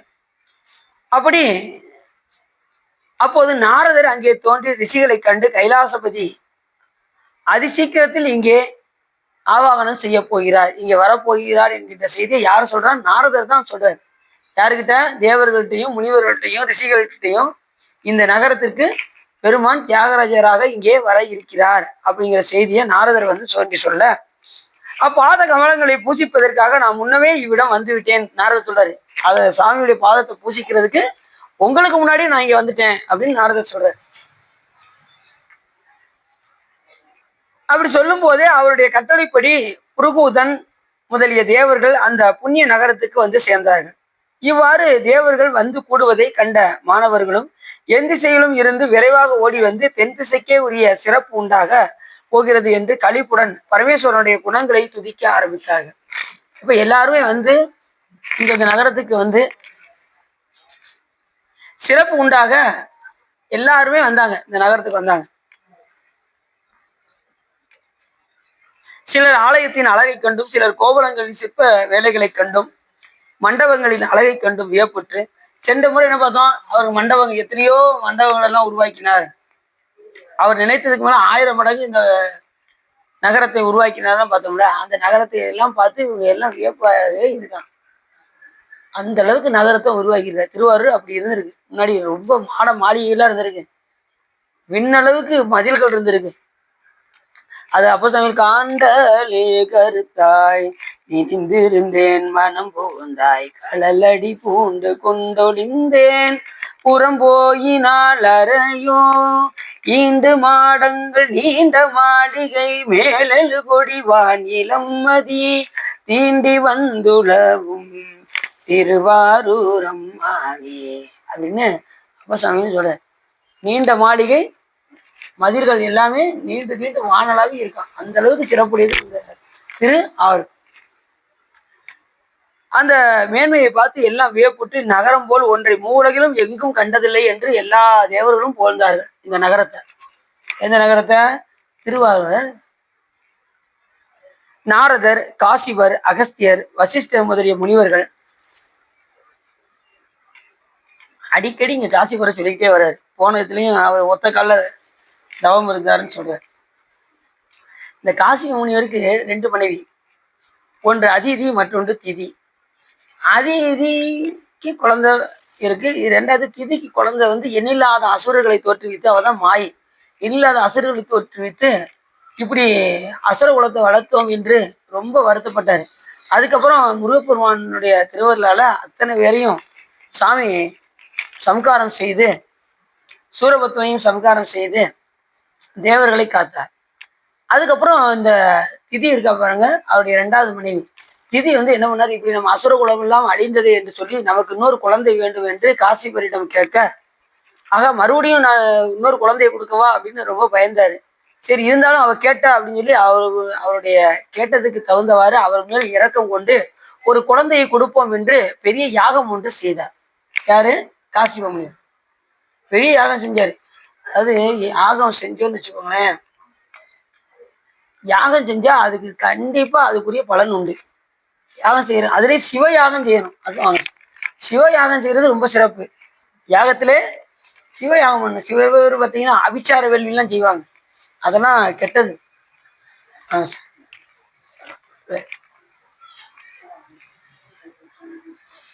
சிவ யாகம் செய்யணும், சிவவேள்வி செய்யணும். அப்படி ஒரு சிவவேள்விய செய்ய ஆரம்பித்தார் காசிப முனிவர். எத்தனையோ பேர் பார்த்தீங்கன்னா அஸ்வமேத யாகம் தான் நிறைய பேர் செய்வாங்க. ஏன் அப்படின்னா, அஸ்வமேத யாகம் செஞ்சா இந்திரனா போய் பிறந்துடலாம். 100 அஸ்வமேத யாகம் செஞ்சுட்டாங்கன்னா ஒருத்தர் இந்திரனாக போய் பிறப்பார். இந்திரலோகத்துல போய் இந்திரனா பிறந்துருவாரு. கண்டிப்பா யாரா இருந்தாலும் சரி, 100 அஸ்வமேத யாகம் பண்ணியாச்சுன்னா அவங்க கண்டிப்பா எங்க போயிடுவாங்க? இது இந்திரனா போய் பிறந்துருவாங்க. அப்படி ஒருத்தர் 100 யாகம் பண்ணி நகலன்னு ஒருத்தர் போனான். போய் என்ன ஆச்சு அப்படின்னா, அவன் இந்திரனா போயிட்டான். போயிட்டு வந்தோம், அவனை சப்தரிஷிகள்லாம் பல்லக்கில் வச்சு தூக்கிட்டு வந்தாங்க. அந்த இந்திராணியை பார்க்குற அவசரத்துல அந்த ரிஷிகளை பார்த்து சர்ப்பம் சர்ப்பம் அப்படின்னா, சீக்கிரம் சீக்கிரம், அதுக்கு அர்த்தம் சீக்கிரம்னு அர்த்தம். நீ எங்களை பார்த்தா சர்ப்பங்கிற, நீ சர்ப்பமாக இருக்க கடவாய் அப்படின்னு அந்த ரிஷிகள் எல்லாம் சாபம் விட, பாம்பா மண்ணுலகத்தில் பிறந்து எல்லாரும் அடிச்சே கொண்டாங்க. யார? நகுலனை. பாருங்க, பெண்கள் மேல் வைத்த அன்புனால என்னாச்சு, அனைவராலும் அடிச்சே கொல்லப்பட்ட நகுலன். இந்த மாதிரி 100 வேலி செஞ்சா கண்டிப்பா எதா போய் பிறப்பாங்க? இந்திரனாக போய் பிறப்பாங்க. அதே மாதிரி திலீப சக்கரவர்த்தி பெரிய யாகம் செஞ்சான். அந்த யாகம் 100வது யாகம் செய்யும் போதுதான் அந்த யாகத்துல குதிரையை உள்ள விடும்போது இந்திரன் அதை ஒளிஞ்சிருந்து பார்த்து, ஆகா இந்த யாகம் செஞ்சா நம்ம பதவி இதாயிரும், அதனால என்ன பண்ணணும், இந்த யாகத்தை தடுத்து நிறுத்த வேண்டும் என்று சொல்லி அந்த குதிரையை கொண்டு போய் பாதாள உலகத்தில் இருக்கக்கூடிய கபிலமாமுனியர் முன்னாடி போய் கட்டி வச்சுட்டு வந்தோம். அதுக்கப்புறம் உங்களுக்கே தெரியும், அந்த 60,000 பிள்ளைகள் போய் தேடி அவங்க பஸ்மமானதெல்லாம் நம்ம ஏற்கனவே பார்த்துருக்கோம். அப்படி யாராக இருந்தாலும் சரி, 100 யாகம் செய்தால் அவர்கள் இந்திரனாக போய் பிறப்பார்கள். அந்த புண்ணிய பலனுக்கு தகுந்தவாறு இந்திரனாக போய் பிறப்பார்கள். இந்திரன் ஒரு இந்திரன் 2 இந்திரன் கிடையாது, எண்ணில் இந்திரன்ட்டு அப்பசாமி. 100 கோடி பிரம்மர்கள் வந்தினால் எண்ணில் 6 கோடி நாராயணன் அங்கனே, எண்ணில் 7 கங்கை மன்னல் எண்ணில் இந்திரன், ஈறு இணை இல்லாதவன் ஈசன் ஒருவனே என்று சொல்வது இருக்கிறாங்க. எண்ணின முடியாத அளவுக்கு இந்திரர், அது ஒரு பதவி. இந்த யாகம் செஞ்சா கண்டிப்பா எங்க போயிடுவாங்க? இந்திரனா போய் பிறப்பாங்க. அந்த புண்ணிய பலனுக்கு தகுந்த மாதிரி அனுபவிப்பாங்க. மறுபடியும் மண்ணுலகத்தை பிறப்பாங்க. இப்படிதான் நடக்கும். அவன் என்ன அப்படின்னா, அந்த பதவி மேல் போகும். சாமி என்ன பண்ணுவாரு, ஒவ்வொரு உயிருக்கு தகுந்த மாதிரி எதை எதை விரும்புதோ அத்தனையும் கொடுத்துருவாரு. நீ இந்திரனா பிறக்க ஆசைப்படியா? நீ பிரம்மா படைக்கணும் ஆசைப்படியா? போய் பாட. நீ விஷ்ணு அறுத்து காக்கன்னு நினைக்கிறியா, வைகுண்டத்துக்கு போய் ஆளு. இப்படி எல்லா அதெல்லாம் ஒரு பதவி. விஷ்ணு வந்து ஒரு பதவி. அது வந்து சிவலோகம் மாதிரி கிடையாது. அது மாதிரி பிரம்மலோகம் சத்தியலோகம் சிவலோகம் மாதிரி கிடையாது. எல்லாமே ஒரு பதவி. முடிஞ்சதும் மறுபடியும் மண்ணுலகத்தில் வந்து அவர்கள் எல்லாம் பிறப்பார்கள். இரு இணை இல்லாதவன் ஈசன் ஒருவனே. அழிவே அல்லாத ஒரே கடவுள் யாருன்னா சிவபெருமான் ஒருவர் மட்டுமே. அப்படி இந்த யாகம் வந்து செய்யறது, இந்த அஸ்வமேத யாகம் செய்தால் அந்த இந்திரனாக போய் பிறப்பாங்க.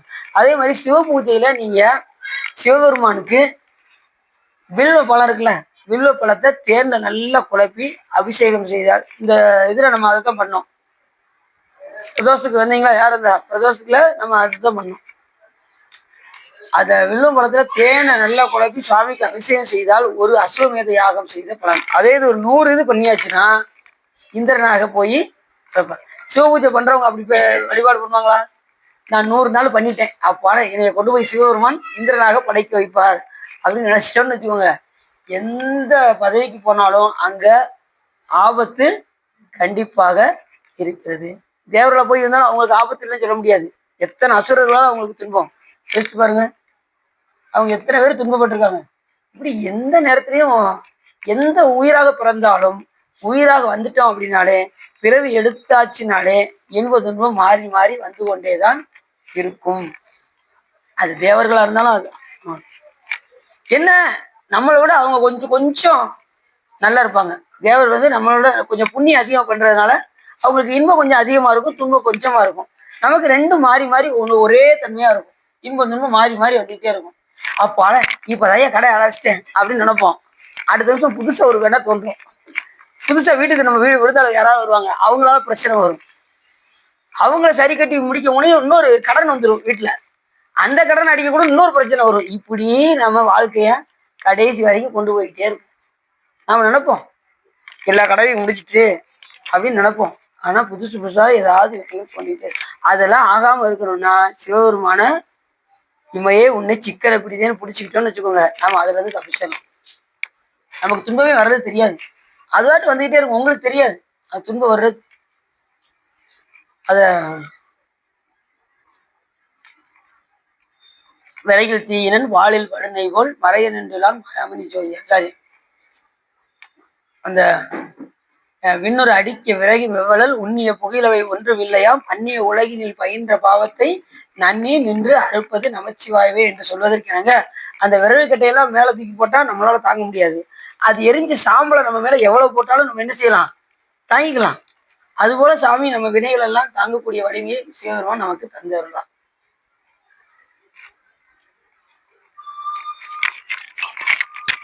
அப்ப வேள்வி செஞ்சா என்ன வேள்வி செய்யணும்னா சிவ யாகம் தான் செய்ய வேண்டும், மற்ற யாகம்னா செய்ய முடியாது. செஞ்சா அதுக்குரிய பயனை அனுபவித்து மறுபடியும் மண்ணுலகத்தில் வந்து நாம் பிறக்க வேண்டிய சூழ்நிலை உருவாகும். அதுலயும் இந்த சிவபெருமான் மேல அன்பு வைக்கிறதுக்கு 3 விஷயம் இருக்கு. ஒண்ணு கோமம், இன்னொன்னு பூசை, இன்னொன்னு தியானம். இந்த 3ல தான் சிவபெருமான் மேல அனுபவிக்க முடியும். பூசை, ஹோமம், தியானம். ஒண்ணு சிவ பூஜை, 2வது கோமம் வேள்வி சொன்னோம் பார்த்தீங்களா யாகம், அதுக்கப்புறம் தியானம். இந்த 3 மூலியமாவே நீங்க சிவபெருமான் மேல அன்பு செலுத்தலாம். சிலவர் பார்த்தீங்கன்னா தியானம் நல்லா பண்ணுவாங்க, நிறைய பண்ணுவாங்க. வெளியிலே தெரியாம சில பேர்லாம் தியானம் பண்ணுவாங்க. தியானம் பண்ணும்போது உங்களுடைய மனமானது ஒன்ற வேண்டும். பூசை செஞ்சாதான் மனம் ஒன்றும். பூசை செய்யலை அப்படின்னா உங்க மனம் நீங்க என்ன செஞ்சாலும் ஒன்றாது. எத்தனை தியான கிளாஸ்ல போய் நீங்க வழிபாடு செஞ்சாலும் போய் தியானம் பண்ணாலும் பூசை செய்யாம மனம் அடங்கவே அடங்கு. அப்ப கண்டிப்பா என்ன செய்யணும், பூசை தான் செய்யணும். அதாவது என்ன அப்படின்னா, ஏதாவது ஒரு செயல் வந்து உள்ள நிகழ்ந்து கொண்டே இருந்தால்தான் வேற சிந்தனை வராது. ஏதாவது ஒரு எது இல்லாம நம்ம வெறும் ஒரு இதை மட்டும் நினைக்கிறேன் அப்படின்னா ஏதாவது சிந்தனை வந்து நம்மளை தடுத்துக்கிட்டே இருக்கும். அப்ப நீங்க உள்ளுக்குள்ள பூசை பண்ணுங்க. இதை இப்ப இதை எடுக்கணும், இப்ப வந்து பால விஷயம் பண்ணணும், இப்ப தைர விஷயம் பண்ணணும். இப்படி உங்க மனமானது உள்ள ஒரு செயல் ஏற்பட்டு கொண்டே இருந்தால் அதுலதான் மனம் ஒடுங்கும். கடைசி சுவாமி ஜம்முன்னு அப்படி உட்காந்துருக்கிறது நமக்கு தெரியும். எல்லாம் பூஜையெல்லாம் முடிஞ்சு சாமியை அமர வச்சு அவருக்கு பூஜைகள்லாம் செஞ்சு நைவேத்தியம் ஊட்டி திருமுறைகள் பாடி அத்தனையும் உள்ளுக்குள்ள செய்யணும். புறத்துல செய்யற அத்தனையும் எங்க வரணும், அகத்துல வர்றதுக்கு தான் புறத்து வழிபாடு முழுவதுமே. இப்ப 2 மணி நேரம் நீங்க வெளியே பூஜை பண்ணீங்கன்னா 2 மணி நேரம் நீங்க தியானம் பண்ணணும். அந்த அளவுக்கு உள்ள கொண்டு வரணும். எந்த அளவுக்கு வெளியில வழிபாடு பண்றீங்களோ இருக்கு, ரெடியா இருக்கு சார். வாங்க சார். வாங்க சார். எந்த அளவுக்கு நீங்க புறத்துல வழிபாடு பண்றீங்களோ அந்த அளவுக்கு அகத்துக்குள்ள நாங்க. அப்படி இந்த யாகத்தை யார் செய்தா? காசிப முனிவர் செய்து கொண்டிருந்தார். திதி எனக்கு எப்படியாவது ஒரு புத்திரன் வேண்டும் என்று கேட்க காசிப முனிவர் என்ன பண்ணாரு? அந்த யாகத்தை செய்தார். இப்ப யாகம் செஞ்சுக்கிட்டு இருக்கும்போது இந்திரன் என்ன பண்ணா, ஆகா இந்த யாகத்தை செய்தால் நமக்கு மறுபடியும் தேவர்களுக்கெல்லாம் துன்பம் வந்து விடுமே என்று சொல்லி பிரம்மாவிடம் போய் கேட்க, பிரம்மா என்னால் ஆகாது என்று சொல்லி அப்புறம் திருமால்கிட்ட போய் கேட்க, திருமால் என்ன செஞ்சாரு?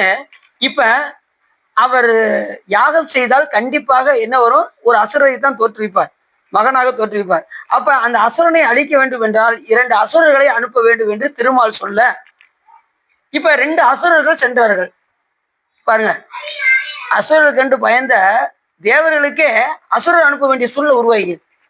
எவ்வளவு இது பாருங்க, தேவர்கள் எல்லாம் அசுரரை பார்த்தா பயப்படுவாங்க. இப்ப அசுரரை தான் யாகத்தை அழிக்கிறதுக்கு காசிப முனிவர் செய்கின்ற அந்த யாகத்தை அழிப்பதற்கு அசுரர்களை அனுப்பினார்கள்.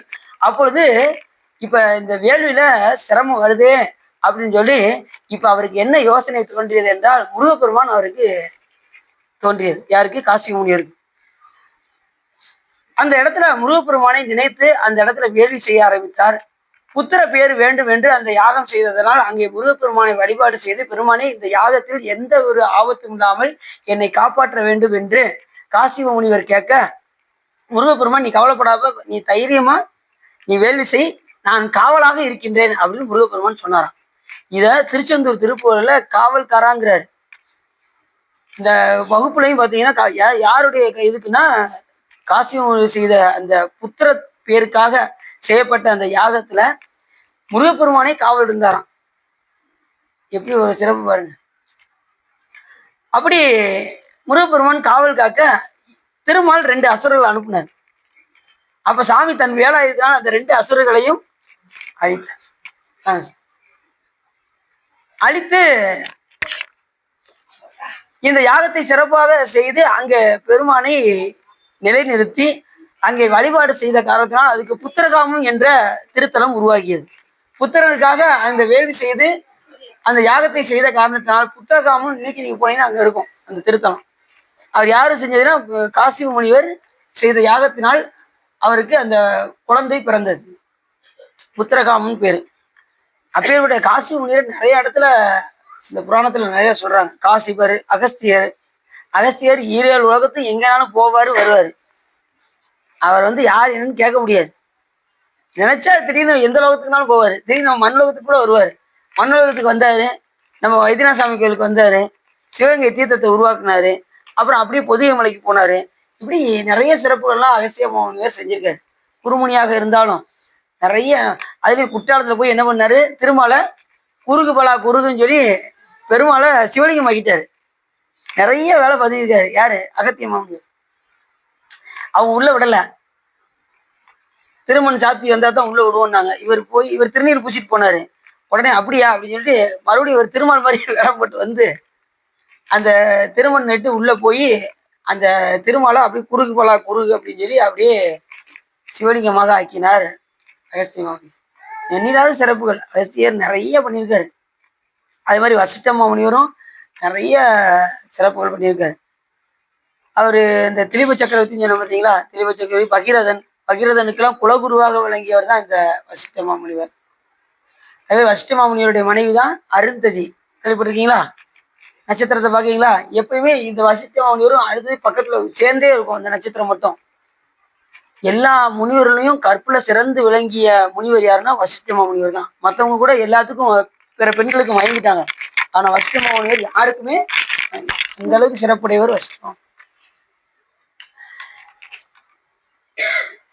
ஸ்கந்த ரூபியை பணிந்து ஆலயத்தின் நடுவில் பரஞ்சுரர் உதிக்க போகும் சுபலக்கணத்தை எதிர்பார்த்து இருந்தார்கள்.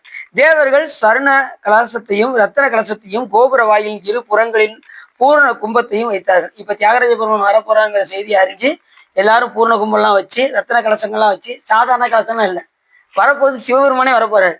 அதனால எல்லாம் என்ன வச்சிருக்காங்க? ரத்தன கலசங்களா எடுத்துருக்காங்க.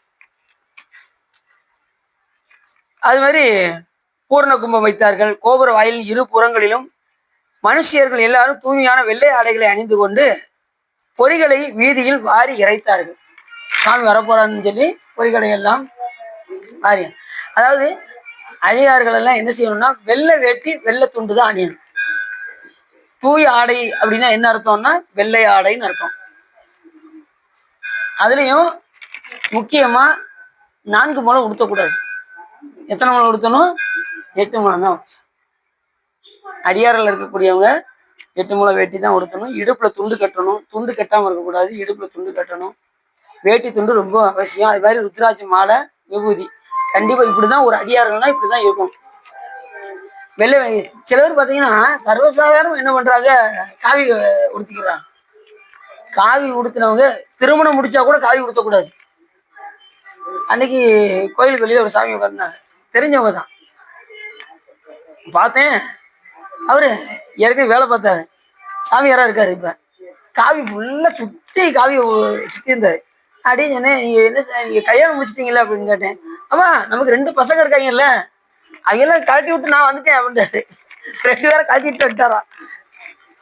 இன்னும் 2 பையங்க இருக்காங்க, அழகா உங்களுக்கு வேலை பார்த்து நல்லா வச்சுக்கிடுவாங்களா, ஏன் நீ சாமியாரா வந்தீங்க அப்படின்ட்டு. அவங்க தொல்லை தாங்க முடியாம தான் சார் நான் சாமியாரா வந்தேன் அப்படின்ட்டாரு. வீட்டுல மனைவி அவளும் சொல்றது கேட்கறது இல்ல, பையனும் சொல்றது கேட்கறது இல்ல. பேசாம துண்டை கட்டிட்டு நான் வந்துட்டேன். அப்ப நீங்க வெள்ளை வேட்டி வெள்ளை துண்டு தான் உடுத்தணும். திருமணம் முடிச்சிட்டீங்கன்னா வெள்ளை வேட்டி வெள்ளை துண்டு போட்டு கூட உட்காந்துக்குவாங்க, காவி அணியக்கூடாது அப்படின்னு. அது மட்டும் இல்லாம சீரட்டு வேற அடிக்கிறாரு. அது அதை விட அதெல்லாம் ரொம்ப குற்றம். சாமியார் எல்லாம் விட்டுட்டு வந்தாச்சுன்னா எப்படி இருக்கணும் யோசிச்சு பாருங்க. அந்த முறை தெரியாம ஆளுக்கு வந்து இது ஒரு காவி அணிஞ்சு வெளியில உட்காந்துட்டா போதும் அப்படின்னு நினைக்கிறாங்க. அப்படி இல்லை, காவிக்குன்னு ஒரு மரியாதை இருக்கு. அது அணிஞ்சா கனவுல கூட, அதாவது பார்க்கிற பார்வை கூட ரொம்ப உத்தமமா இருக்கணும். யாரை பார்த்தாலும் பெண்களை பார்க்கும் போதெல்லாம் அம்பாலா பார்க்கணும், ஆண்களை பார்க்கறதெல்லாம் சிவருமானா பார்க்கணும். காவி அணிஞ்சவங்களுக்கு அது சிறப்பு. முள் படுக்கை போன்று அது கிடைக்கிறது ரொம்ப கஷ்டம். காவி அணியெல்லாம் சாதாரண விஷயம் கிடையாது. முள்ளில் படுத்து அப்படி இருக்கும். அது போன்ற வாழ்க்கை துறவற வாழ்க்கை. நாம ஜம்முன்னு நம்ம இல்லற வாழ்க்கை அப்படின்னா பஞ்சு மத்தையில படுக்கிற மாதிரி. நாம இப்ப அப்படிதான் இருக்கோம். நம்ம வாழ்க்கையெல்லாம் பஞ்சு மத்தையில படுக்கிற மாதிரி. அதுல துறவரத்துல ரொம்ப உறுதியாக விளங்கியவர் நமக்கு 2-3 பேர் தான் தோணுது. அப்பர் சுவாமிகள், மாணிக்கவாச பெருமான் போன்ற அருளாளர்கள்லாம் அவங்கெல்லாம் வந்து பாத்தீங்கன்னா அந்த துறவரத்துல நின்றுருக்காங்க. அதனால ஒரு துறவரம் உள்ளவரை வைத்துதான் கோவை செய்ய வேண்டும் என்று மாணிக்கவாச பெருமானை சிவபெருமான் பாவை பாடும் வாயால் திரு கோவை பாடுக என்று மாணிக்கவாசகரை பணித்து, அது தலைவன் தலைவி உள்ள காதலை வச்சு அதை அப்படி பாடியிருக்காரு மாணிக்கவாசகர் திருக்கோவையார். அதுல ஒரு பாட்டு தான், நஞ்சு மணி அக்கு அணியும் அரண் நஞ்சு மஞ்சி மருகி விண்ணோர் பணிய கருணை தரும் பரன் தில்லை அந்நாள் தரத்து துணிய கருதுவது இன்றே துணி குறைவா நிறைவன் அணிய கருதுகின்றார் பலர் மேன்மேல் அயலவரே என்று மாணிக்கவாச பெருமான் சொல்றாரு. நீங்க இந்த சைவத்துறைக்கு வரப்போறீங்கன்னா இன்னைக்கே துணிஞ்சிருங்க. நீங்க நாளைக்கும் தள்ளி போட்டீங்கன்னா உங்களால வர முடியாது. இன்னைக்கு வந்துட்டீங்கன்னா இன்னைக்கு ருத்ராட்சத்தையும் விபூதியும் பூசிக்கிட்டு இந்த சைவத்துறைக்கு இன்றே துணி துறைவா நிறை பொன் அணிய கருதுகின்றார் பலர் மேன்மேல் அயலவரே. எல்லாரும் இந்த உலகத்துல நிறைய பொன்னணியன்னு ஒண்ணு விரும்புவாங்க, அப்படித்தானே விரும்புறாங்க. அத கல்யாணத்துக்கு பொண்ணா என்ன செய்வாங்க, 10 பவுனுங்க. அதை வெளியில போன வருஷம் போன கல்யாணத்துல பார்த்து 5 பவுன் தான் போட்டிருந்தா, இப்ப என்ன திடீர்னு 10 பவுனு அப்படிப்பாங்க. அப்படிதான் பேசுவாங்க. எங்கிட்ட இருந்துதான் ரூபா வருதோ சில பேர் அப்படி. அவங்க எத்தனை பவுன் போட்டா இவங்களுக்கு என்ன, இவங்க வேலை என்ன, கல்யாணத்துக்கு போய் அட்டன் பண்ணோம். நிறைய பேர் என்னன்னா, நிறைய பேர் கல்யாணத்துக்கு போயிட்டு இந்த நெக்லஸை போட்டு போய் நான் காட்டுறதுக்காக கல்யாணத்துக்கு என்ன செய்யறாங்க. அது மாதிரி அன்னைக்குதான் ரொம்ப கட்டாத சேலையை வச்சிருப்பாங்க பாருங்க, பட்டு புடவை. அது அன்னைக்கு தான் எடுப்பாங்க. அது வரைக்கும் அது எடுக்கவே மாட்டாங்க, அது மூளையிலே தான் இருக்கும். ஏன்னா ஏதாவது பட்டுச்சுன்னு வச்சுக்கோங்க, அது அயன் பண்றதுக்கு எவ்வளவு செலவாகும் அப்படின்னு யோசிப்பாங்க. அப்படின்லாம் இருக்கு. அதுலயும் கல்யாணத்துக்கு போகும்போதெல்லாம் பாத்தீங்கன்னா பட்டு புடவை கொடுத்துறவங்கன்னா யாரும் பக்கத்துல வரவிட மாட்டாங்க. எதுவும் கொஞ்சம் தள்ளிட்டே பேசுங்க, ஏன்னா எதுவும் பண்றோம் அப்படின்னு. ஒரு பையன் பார்த்தான், டீ சாப்பிட்றீங்களா அப்படின்னு. தம்பி கொஞ்சம் தள்ளி இருந்தே பேசு, டீ எல்லாம் எனக்கு வேண்டாம் இப்போ அப்படின்னு அந்த பையனை தட்டி விட, அவன் இந்த அம்மா என்ன ஒரே சல்லி தள்ளு வந்துட்டு பின்னாடி போய் ஒரு ஊத்தி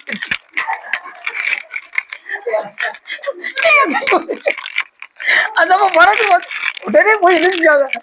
சொன்னாங்க அது மாதிரிதான் ஞானிகளுக்கு உடனே ஏதாவது ஒரு ஆணவம் தலைப்பட்டதுன்னா உடனே சாமி யார் மூலியமாவது அப்படி புடவையை தேய்க்கிறது போல தொடச்சி விட்டுறாரு. அப்படி கல்யாணத்துல நிறைய பேர் என்ன செய்யறாங்கன்னா அந்த பட்டு புடவை அப்பதான் யூஸ் பண்ணுவாங்க, அது வரைக்கும் யூஸ் பண்ண மாட்டாங்க. அது வரைக்கும் சாதாரண புடவை, அதாவது கஞ்சிக்கே வழி இல்லாத மாதிரி யோசிச்சிருப்பாங்க. அந்த கல்யாணத்தப்பதான் பட்டு புடவைலாம் வெளியே தெரியும். அதுலேயும் பார்த்தீங்கன்னா ஒரு கல்யாணத்துக்கு போயிருந்தேன். அப்போ வந்து ஒரு அம்மா வந்து வசதியானம்மா, அவங்க வந்து கிட்டத்தட்ட ஒரு 5000 அன்னைக்கு அந்த புடவை வந்து 5000. ஏழ்மையான வீட்டில் உள்ளவங்க வந்தாங்க, அவங்க 10,000 புடவை உடைக்க கொடுத்திருக்காங்க. நானே 5000 புடவை தான் உடிச்சிருக்கேன், உனக்கு எப்படி இப்படி வசதி வந்ததுன்னு அவனை கூப்பிட்டு கேட்டுக்கிட்டு இருக்காங்க. 10,000 புடவை? ஆமா. யார் வாங்கி கொடுத்தா? என் வீட்டுக்காரரு. உன் வீட்டுக்காரர் அவ்வளவு சம்பாதிக்காரா? ஆமா. அது அப்ப சொல்லிக்கிட்டே இருக்கு. எவ்வளவு, அதாவது யாரை பார்த்து என்ன செய்யக்கூடாது, நமக்கு சாமி கொடுத்துருக்காரா அவ்வளவுதான். அடுத்தவருடைய வாழ்க்கையை கண்டு நாம் என்ன செய்யக்கூடாது, ஏளனம் செய்யக்கூடாது. சரி, அப்படி அப்ப தூய்மையான வெள்ளை ஆடைகள் தான் என்ன செய்யணும், அடியார்கள் எல்லாம் கொடுத்த வேண்டும். ரத்தனங்களால் சில தோரணம் கட்டினாங்க, ரத்தனத்திலே தோரணம் கட்டினாங்களாம். திருவாரூர் முழுக்க ரத்தனத்துல தோரணம். நகரத்தின் கோட்டை வாசல்களிலும் ராஜ வீதிகளிலும் சில சந்தன குழம்பை தெளித்தார்கள். புஷ்ப மாலைகளால் திருவாரூர் நகரை அலங்கரித்தார்கள். கொடிச்சீலைகள் விதித்து கட்டினார்கள். 16,000 பிராமணோத்தமர்கள் வந்து கூடி வேதம் பிராமணர்கள்லாம் வந்து என்ன செஞ்சாங்க, வேதத்தை எல்லாம் ஓதிக்கொண்டே இருந்தார்கள். திருவாரூர் அரம்பை முதலிய தேவ மாதர்கள் நர்த்தனம் செய்தனர். நர்த்தனம்னா நடனம் ஆடினாங்க. தேவ மாதர்கள்லாம் இங்க திருவாரூருக்கு வந்து எல்லாரும் நடனம் ஆடுறாங்க. அப்ப திருவாரூருக்கு போனா எல்லா தேவர்களும் இருந்த இடம் எது? திருவாரூர். சிவபெருமான் எல்லா இடத்துலையும் பாதம் பட்ட இடம் திருவாரூர். அதுலயும் பாத்தீங்கன்னா நள்ளிரவுல நம்ம பறவை நாச்சியார் வீட்டுக்கு இங்கிட்டும் அங்கிட்டும் நடந்து நடந்து போயிருக்காரு சிவபெருமான். எவ்வளவு பெரிய கருணாமூர்த்தி பாருங்க. சுந்தரம் சாமி சொன்ன அந்த ஒரு வார்த்தைக்காக சிவபெருமான் தூது போனாரு அப்படின்னா அப்ப எவ்வளவு பெரிய சிறப்பு பாருங்க. அவர் பாதம் படாத இடத்துல திருவாரூர் முழுக்க சிவபெருமான் பாதம் பட்டது. இங்கேயும் அங்கேயும் ஓடி இருக்காரு சாமி, இரவு பகலா ஓடி இருக்காரு. எவ்வளவு சிறப்பு பாருங்க. அப்படி 10 திசை, அதாவது தேவ துந்துபி நாதமும் 10 திசைகளும் பரவின. 10 திசை எப்படி வரும்? 10 திசை வருமா? திசைகள் 8 எத்தனை? அப்படி வச்சாலுமே கூட வருமே. சொல்லுங்க பார்ப்போம், எது சொல்லுங்க பார்ப்போம். 8 திசைகள். இப்ப 4 திசை, அத வடகிழக்கு பெண்களுக்கு, இது நான் அந்த நாள் சேர்த்தா 8, மேலு கீழே. அப்ப அருளாளர் கரெக்டா தானே சொல்லியிருப்பாங்க, 10 திசையும் கரெக்டா தானே. நாம நினைப்போம் அருளாளருக்கு தவறாடி இருக்காங்க அப்படின்னு. எது செஞ்சாலும் அவங்க கரெக்டா தான் இருப்பாங்க. 10 திசைகள்.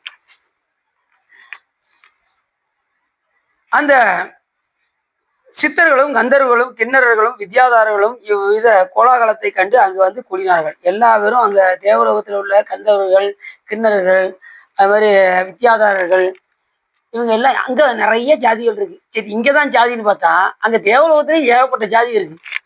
அங்கேயும் பல பேர்லாம் இருக்காங்க. சிவபெருமானை பாடிக்கிட்டே ஒருத்தர் வந்து ஆகா ஊப்புன்னு 2 பேர்.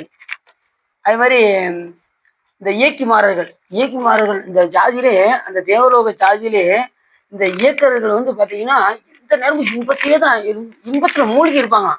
அவங்களுக்கு எண்ணில்லாத இன்பம் கிடைச்சிக்கிட்டே இருக்குமா அந்த உலகத்துல. வந்து அவங்க சிவபெருமானை நினைக்கிறதுக்கு வாய்ப்பே இருக்காங்க. அந்த மாதிரி இன்பத்தை அனுபவிச்சுட்டு இருப்பாங்க. அதுல 64 பெண்ணு மட்டும் இயக்கியர்கள். இயக்கர்னா ஆண்கள், இயக்கியர்னா பெண்கள். இந்த இயக்கிகளாக இருக்கக்கூடிய அந்த 64 பெண்கள் மட்டும் அவ்வளவு போகத்திலையும் சிவபெருமானை விடாம வழிபாடு செஞ்சுக்கிட்டே இருந்தாங்க. இப்ப நம்ம டிவி பார்த்துக்கிட்டு இருக்கோம்னு வச்சுக்கோங்க, அந்த நேரத்துல நீங்க சிவபெருமான் நினைப்பீங்களா? இன்பத்துல மிதந்துகிட்டு இருப்பீங்க. ஒரு ஐஸ்கிரீம் சாப்பிடும் போது நீங்க சாமியை நினைப்பீங்களா? ஒரு போகத்தை நீங்க அனுபவிக்கும் போது இறைவனை மறந்துடுவீங்க. ஆனா அந்த போகத்தை அனுபவிக்கிறோம் கூட அந்த இயக்கிமாரர்கள் சிவபெருமானை வழிபாடு செய்த காரணத்தினால் அந்த 64 பெண்களுக்கு மட்டும் சிவபெருமான் முக்தியை தந்தருளினார். இயக்கிமாறு 64 வரை என் குணம் செய்த ஈசனே, 8 குணத்தை சிவபெருமான் கருதிய வைத்தார் அப்படின்னு மாணிக்கவாசகர் பெருமான் சொல்றாரு. இப்ப நம்ம ஒண்ணும் இல்லை, இப்ப சாமி நம்ம எடுத்து இந்த பிறவிலே நம்மளை அழைச்சிட்டு போயிருவாரு. அவர் தயாரா இருக்காரு. உங்களுக்கு இந்த உலகத்தை விட தயாரா? தயார்னா அடுத்த நிமிஷமே நம்ம எங்க இருப்போம்? தைரியத்தை என் பேரன் இருக்கான், என் பேத்தி இருக்கு, அதை விட்டுட்டு நான் எப்படி சிவா? சில பேர் சில பேர் சில பேர் பிள்ளை மேல பற்று, சில பேர் பேத்தி பேரன் மேல பற்று, சில பேருக்கு வீட்டு மேல பற்று, சில பேர் நாட்டு மேல பற்று, இப்படி ஒவ்வொருத்தருக்கும் ஒரு பற்று இருக்கும். இதெல்லாம் விட்டுட்டு போறது சாதாரண விஷயம் கிடையாது. ஒரே ஒரு பற்று மட்டும் தான் இருக்கணும், சிவப்பற்று மட்டும் இருக்கணும். அது ஒண்ணுதான் நம்மளை மேல கொண்டு போகும். மற்ற எந்த பற்று இருந்தாலும் அதுக்கு அதை அனுபவிக்கிறதுக்கு பிறவிகள் வந்து கொண்டே தான் இருக்கும். சரி, புண்ணிய நகரத்தில் கைலாசபதியின் உதயத்தை எல்லோரும் இப்ப எல்லாரும் வந்தாச்சு. கும்பம் வச்சாச்சு, ரத்னங்களால இது தோரணம் கட்டியாச்சு, எல்லாம் வச்சாச்சு. எல்லா பேரும் வந்துட்டாங்க, முனிவர்கள், ரிஷிகள், ஞானிகள் எல்லாரும் வந்துட்டாங்க. அப்புறம் கந்தர்வர்கள் வந்துட்டாங்க, வித்யாதரர்கள் வந்துட்டாங்க, கிண்ணறர்கள் வந்துட்டாங்க, தேவத துந்துபிகள்லாம் எல்லாம் வந்துட்டாங்க. அவங்க தேவ மாதர்கள்லாம் வந்து நடனம் ஆடிக்கிட்டு இருக்காங்க. இப்ப திருவாரூர் எப்படி இருக்கு? ஜெகஜோதியா இருக்கு. இப்ப யார் வரப்போறா? கைலாசபதியுடைய வரவை எல்லாரும் எதிர்பார்த்து கொண்டு காத்து கொண்டு இருக்கிறார்கள். அப்பொழுது வருஷாரம் வாகிய வசந்த உருவில் பௌர்ணமி திதி கூடிய சாமி பௌர்ணமிக்கு தான் இங்க வந்தாராம். பூமிக்கு பௌர்ணமி திதியில வந்தாராம், மறந்துடக்கூடாது. அடியிருக்கு சாமி தீச்சை கொடுத்த ரெண்டுமே பௌர்ணமி. சாமியோட பெருங்கருணை ரெண்டுமே பௌர்ணமி. பங்குனி உத்திரமும் ஐப்பசி பௌர்ணமி அன்னாபிஷேகம் அன்னைக்கு சாமி அடியனுக்கு கொடுத்தாரு. பௌர்ணமி அன்னைக்கு ரொம்ப சிறப்பு. பௌர்ணமி திதி கூடிய சுபதினத்தில் குரு சந்திர யோகம் சேர்ந்த கடகலக்கணத்தில் கைலாசபதியான பரமேஸ்வரன் புண்ணிய நகரமாக விளங்கக்கூடிய திருவாரூர் நகரின் நடுவில் தியாகபதியாக தோன்றி உலகினரும் நன்மை அளிக்க வேண்டும் என்ற சங்கல்பம் செய்து கொண்ட தருணத்திலே இப்ப சாமி என்ன நினைக்கிறான்? கைலாசத்திலிருந்து இந்த புண்ணிய நகரத்தில் உள்ளவர்களுக்கு நாம் என்ன செய்ய வேண்டும் என்றால் அவர்களுக்கு அருள் செய்ய வேண்டும், இந்த உலக நன்மைக்காக அருள் செய்ய வேண்டும் என்று அவர் ஒரு நகரத்தை உருவாக்கி அங்க வந்து இருக்க வேண்டும் என்று அவரா விரும்பியது. இப்ப திருவாரூர்ல வந்து சிவபெருமானா விரும்பி வந்து உட்கார்ந்த இடம் தான் திருவாரூர். அது புண்ணிய நகரத்துல தியாகராஜராக தோன்றி உலகினருக்கு நன்மை அளிக்க வேண்டும் என்கின்ற சங்கல்பம் ஏற்பட்ட அடுத்த நிமிஷமே சிவபெருமான் திருவாரூர் தேவாலயத்தின் நடுவே வசிஷ்ட பாகம் என்னும் வேத மேடையில் வேதாந்த பொருளாகிய சங்கரர் லிங்க வடிவமாகவும் தியாகராஜர் வடிவமாகவும் வந்து தோன்றினார். அழகர் நம்ம பார்வதி பதையே. அவரு இப்ப தியாகராஜர் எப்படி வந்தாருங்கிறது அது இன்னொரு வரலாறு சொல்றாரு. இப்ப வந்து அவர் கைலாசத்துல இருந்து இந்த நகரத்துக்கு வந்தார், லிங்க வடிவமாகவும் தியாகராஜராகவும் வந்தாருங்கிற அந்த செய்தியை மட்டும் இதுல சொல்றாரு. இன்னும் போக போக தியாகராஜர் மூத்தம் எப்படி வந்தது அப்படிங்கிறத அதை ரெண்டாவது சொல்லுவார். இப்ப அங்க இருந்து சுவாமி லிங்க வடிவமாகவும் தியாகராஜ வடிவமாகவும் தோன்றினார். கோடி சூரிய பிரகாசத்தோடு விளங்கும் ஈசனை கண்டு தேவர்களும் முனிவர்களும் மனுஷியர்களும் கூப்பிய கையிடம் துதித்தனர். ரத்தன பானங்களாகிய விளங்கும் தியாகராஜாவின் திருமேனியை கண்டு மகிழ்ந்து அத்தனை பேரும் சுவாமியுடைய அந்த திருமேனியை கண்டு மகிழ்றாங்க. அப்ப சாமி எப்படி வந்திருப்பாரு பாருங்க. கைலாசத்துல இருந்து இங்க மண்ணுலகத்துக்கு வரும்போது அவரு அதுவும் எத்தனை அனந்த கோடி சூரிய பிரகாசத்தோடு சிவபெருமான் மண்ணுலகத்துக்கு வந்து அங்க இருக்கின்ற அந்த செய்தியை எல்லாரும் கண்டு மகிழும்படி சுவாமி அவருக்கு காட்சி கொடுத்து தேவர்கள் எல்லாம் மகிழ்ந்து முனிவர்களும் ரிஷிகள் எல்லாம் மகிழ்ந்து சிவபெருமானை இப்ப தோத்திரம் செய்ய ஆரம்பிச்சிட்டாங்க. எப்படி தோத்திரம் பண்ணாங்க அப்படின்னா, சர்வ லோகேஸ்வர மகாதேவ திரிமூர்த்த ஸ்வரூபியே புவனேஸ்வரனே அப்படின்னு சாமியை வந்து ஒவ்வொன்றா துதிக்கிறான். சாமிய இல்லாத நாமங்கள் இருக்கு, எத்தனையோ நூல்கள் இருக்கு, எத்தனையோ போற்றி அர்ச்சனைகள் இருக்கு. இதெல்லாம் சிவ பூஜையில உட்காந்து இப்ப அடியின் ஆரம்பத்துல அந்த 81 மந்திரத்தை சொல்லி அபிஷேகம் பண்றதுக்கு 81 மந்திரம் ரொம்ப லேட் ஆயிரும் அப்படின்னு பண்ணாம இருந்தேன். சித்தாந்த ஆசிரியர் சொன்னாரு, என்னப்பா இது 81 மந்திரம் எவ்வளவு நேரம்? இப்போ ஒரு 2 நிமிஷம் ஆகுமாப்பா, சொல்லி அபிஷேகம் பண்ணுப்பா அப்படின்னாங்க. அதுக்கப்புறம் அதை பண்ணதுக்கப்புறம் ஒரு 2 நிமிஷம் தான் வந்தது. ஓம் யோம் வியாமினி யோம் ரூபாயின்னு சொல்லிட்டு அப்படியே அபிஷேகம் பண்ணணும், அவ்வளவுதான். எதையுமே விட்டுறக்கூடாது, எல்லாமே இருக்கு நமக்கு. இந்த இடத்துல ஒரு அர்ச்சனை பண்ணணும்னா அந்த இடத்துல அர்ச்சனை பண்ணிக்கணும், இந்த இடத்துல இது மந்திரம் சொல்லி அபிஷேகம் பண்ணணும்னா அபிஷேகம் பண்ணிக்கணும். ஏன்னா நாளைக்கு அந்த வாய்ப்பு நமக்கு கிடைக்குமான்னு சொல்ல முடியாது. கிடைக்கும் போது நல்ல சுவாமியை வழிபாடு பண்ணி வச்சிடணும். என்னென்ன சிவபூஜையில இருக்க கூடுமான அளவுக்கு உங்க நேரத்துக்கு தகுந்தவாறு அதுக்கு தகுந்த மாதிரி கொஞ்சம் வெள்ளத்துல இருந்துச்சு, இன்னைக்கு ஒரு 7 மணிக்கு போகணும் இல்லை ஒரு 6 மணிக்கு போகணும், அதுக்கு முன்னாடியே நம்ம எழுந்திரிச்சு அந்த பெருமான பூசையில அதிக கவனம் செலுத்தணும். பூசையில அதிக கவனம் செலுத்தினாதான் சிவபெருமானுடைய அன்பை நாம் பெற முடியும். சிவபெருமானை வழிபாடு செய்வதற்கு 3 அங்கங்கள், ஒன்று ஹோமம், மற்றொன்று பூசை, மற்றொன்று தியானம். இந்த 3ல தான் சிவபெருமான் மேல் நாம அன்பு செலுத்த முடியும். மற்ற எதுலையுமே நம்ம அன்பு செலுத்த முடியாது. இது நம்ம அருளாளர்கள் சொன்னது. ஒன்று ஹோமம், மற்றொன்று பூசை, மற்ற தியானம். நீ எடுத்ததுமே தியானத்துக்கு போக முடியுமா? பூசை பண்ணாதான் தியானம் வரும். கோமம் நம்ம பண்ணிக்கிட்டு இருக்க முடியுமா? கோமம் நமக்கு தெரியுமா? தெரியாது. அப்ப பூசையை பிடிச்சிக்கணும். பூசையில அதிக கவனம் செலுத்தினா அது தியானம் கடைசி ஞானம். பூசையில தான் எல்லாமே எல்லாம். அதுல பாத்தீங்கன்னா சரீர யோகம் 3மே வரும் பூஜையில. சரி பாத்திரத்தெல்லாம் கழுவுவீங்க, சரியை. கிரியை சாமிக்கு பாடல் பாடுவீங்க. யோகம் மனதால அகப்பூஜை செஞ்சுட்டு தான் புற பூஜைக்கு போவீங்க. அப்ப 3மே எதுல வருது? சிவபூஜையில வர்ற காரணத்தினால் இது எல்லாவற்றையும் இது எளிமையாக கொண்டு போய் நம்ம இறைவனிடம் கொண்டு போய் சேர்க்கும் இந்த பூசையானது. இறைவனே விரும்பக்கூடியது எது என்று கேட்டால் இந்த சிவபூஜை. என்னில் ஆகம் இயம்பிய இறைவர் தாம் விரும்பும் உண்மையாவது பூசனையே. அதனால பூஜை ரொம்ப முக்கியம். இப்ப இருக்கிறவங்கன்னா அடுத்து எல்லாம் தயாராகணும். சமய தீட்சைக்கு எல்லாருமே கார்த்திகை மாசம் அனைவரும் கொஞ்சம் தயாராகுங்க. நாங்க நினைக்கிறோம் சிவா, வீட்டுல பாத்தீங்கன்னா ஒருத்தர் கையில காசிக்கு போகணுன்னு இருக்காரு. ஐயா காசிக்கு வாங்கன்னு கூப்பிட்டாரு. அவர் இல்லைங்க, பையன் கல்யாணம் முடிச்சுட்டு ஒரேடியா காசுலேயே செட்டில் ஆகலாம்னு நினைக்கிறேன் அப்படின்னாரு. கல்யாணம் ஆயிடுச்சு. கல்யாணம் ஆனதுக்கப்புறம் கூப்பிட்டுருக்காரு. இல்லைங்க, அவனுக்கு ஒரு பேரனை பார்த்துட்டேன்னா பேசாம நான் எங்க உட்காந்துருவேன், காசுலேயே உட்காந்துருவேன். அவனுக்கு ஒரு பேரனும் பிறந்துச்சு, நான் வரலான்னு நினைச்சேன், உடம்பு ஒத்துழைக்க மாட்டேங்கி அப்படின்னு அங்கேயே இருந்துட்டாரு. கடைசி வரைக்கும் அவரால் நினைச்சிக்க முடியல. இப்படிதான் சொல்லி இப்படி சொல்லிதான் நம்ம ஒவ்வொரு இதையும் நம்ம கழிச்சுக்கிட்டு இருக்கோம். நான் வயசு இன்னும் கொஞ்சம் ஆளா நினைக்கிறேங்க, அனுஷ்டானம் பதறாம பண்ணலாம்னு நினைக்கிறேன். இன்னொரு 5 வருஷம் ஆகட்டும், 5 வருஷம் போயிடும். அப்ப என்ன சொல்லுவாங்க, இதே மாதிரிதான் என் பேரனுக்கு கல்யாணம் முடிச்சுட்டு நான் தீட்சை எடுத்துட்டு ஒரு நெறியில இருக்கலாம்னு நினைக்குவாங்க. அது போயிடும். இப்படி கடைசி வரைக்கும் தீட்சை எடுக்க முடியாம போயிடும். தீட்சை எடுத்துட்டு இதுக்குன்னு ஒரு 1/4 மணி நேரம் 1/2 மணி நேரம் பயன்படுத்த போறீங்க சாமிக்குன்னு. சாமி கும்பிட்றதுக்கு எப்படி பயன்படுத்துவீங்கல்ல? அந்த காலத்துல அன்னைக்கு தீட்சை எடுத்துட்டீங்கன்னா குருவர்கள் பெற்று நீங்க செஞ்சீங்கன்னா ரொம்ப சிறப்பா இருக்கும். அதுதான் நம்ம சொல்றோம். பூஜை கண்டிப்பா எல்லாரும் பண்ணத்தான் போறீங்க. அது அனுஷ்டானம் குருவர்கள் பெற்று எடுத்தா ரொம்ப சிறப்பு. நீங்க பூஜை பண்ணீங்களா சார், வேணிங்களா, அதை நீங்க தீட்சை எடுத்துட்டு பண்ணீங்கன்னா ரொம்ப சிறப்பு. அவ்வளவுதான். ஒரு 10 நிமிஷம் 16 இடங்கள் திருநீர் பூசி மந்திரம் செய்யும். அவ்வளவுதான். குடும்ப அளவுக்கு பாருங்க, எது கட்டாயம் கிடையாது. இருந்தாலும் அந்த உணர்வு நமக்கு நம்ம சரி வழிபாடு பண்ணும்போது நமக்கு அந்த உணர்வு மயசம். அதுதான் சாமிகிட்ட விண்ணப்பம் பண்ணிட்டே இருங்க. சாமி கூட்டி யாரையும் கட்டாயம் கிடையாது. சாமி கிட்ட நீங்க விண்ணப்பம் பண்ணீங்கன்னா சிவபெருமான் உங்களுக்கு கூட்டி வைப்பார். அவ்வளவுதான். என்ன சார், நீங்க திருவருளை நாடி இருந்தால் கண்டிப்பாக குருவருள் நமக்கு கட்டாயமாக. குருவர் இல்லாம திருவருளை கண்டிப்பா என்ன செய்ய முடியாது, அடையவே முடியாது. அதனால குருவருளை கண்டிப்பா சமய தீட்சை எடுத்தவங்க அடுத்த சிவபூஜைக்கு தயாராகிடணும். எப்படியாவது சிவபூஜை எடுக்க வேணும்னு சாமிகிட்ட விண்ணப்பம் செய்தால் சிவபெருமான் சிவபூஜை சரி.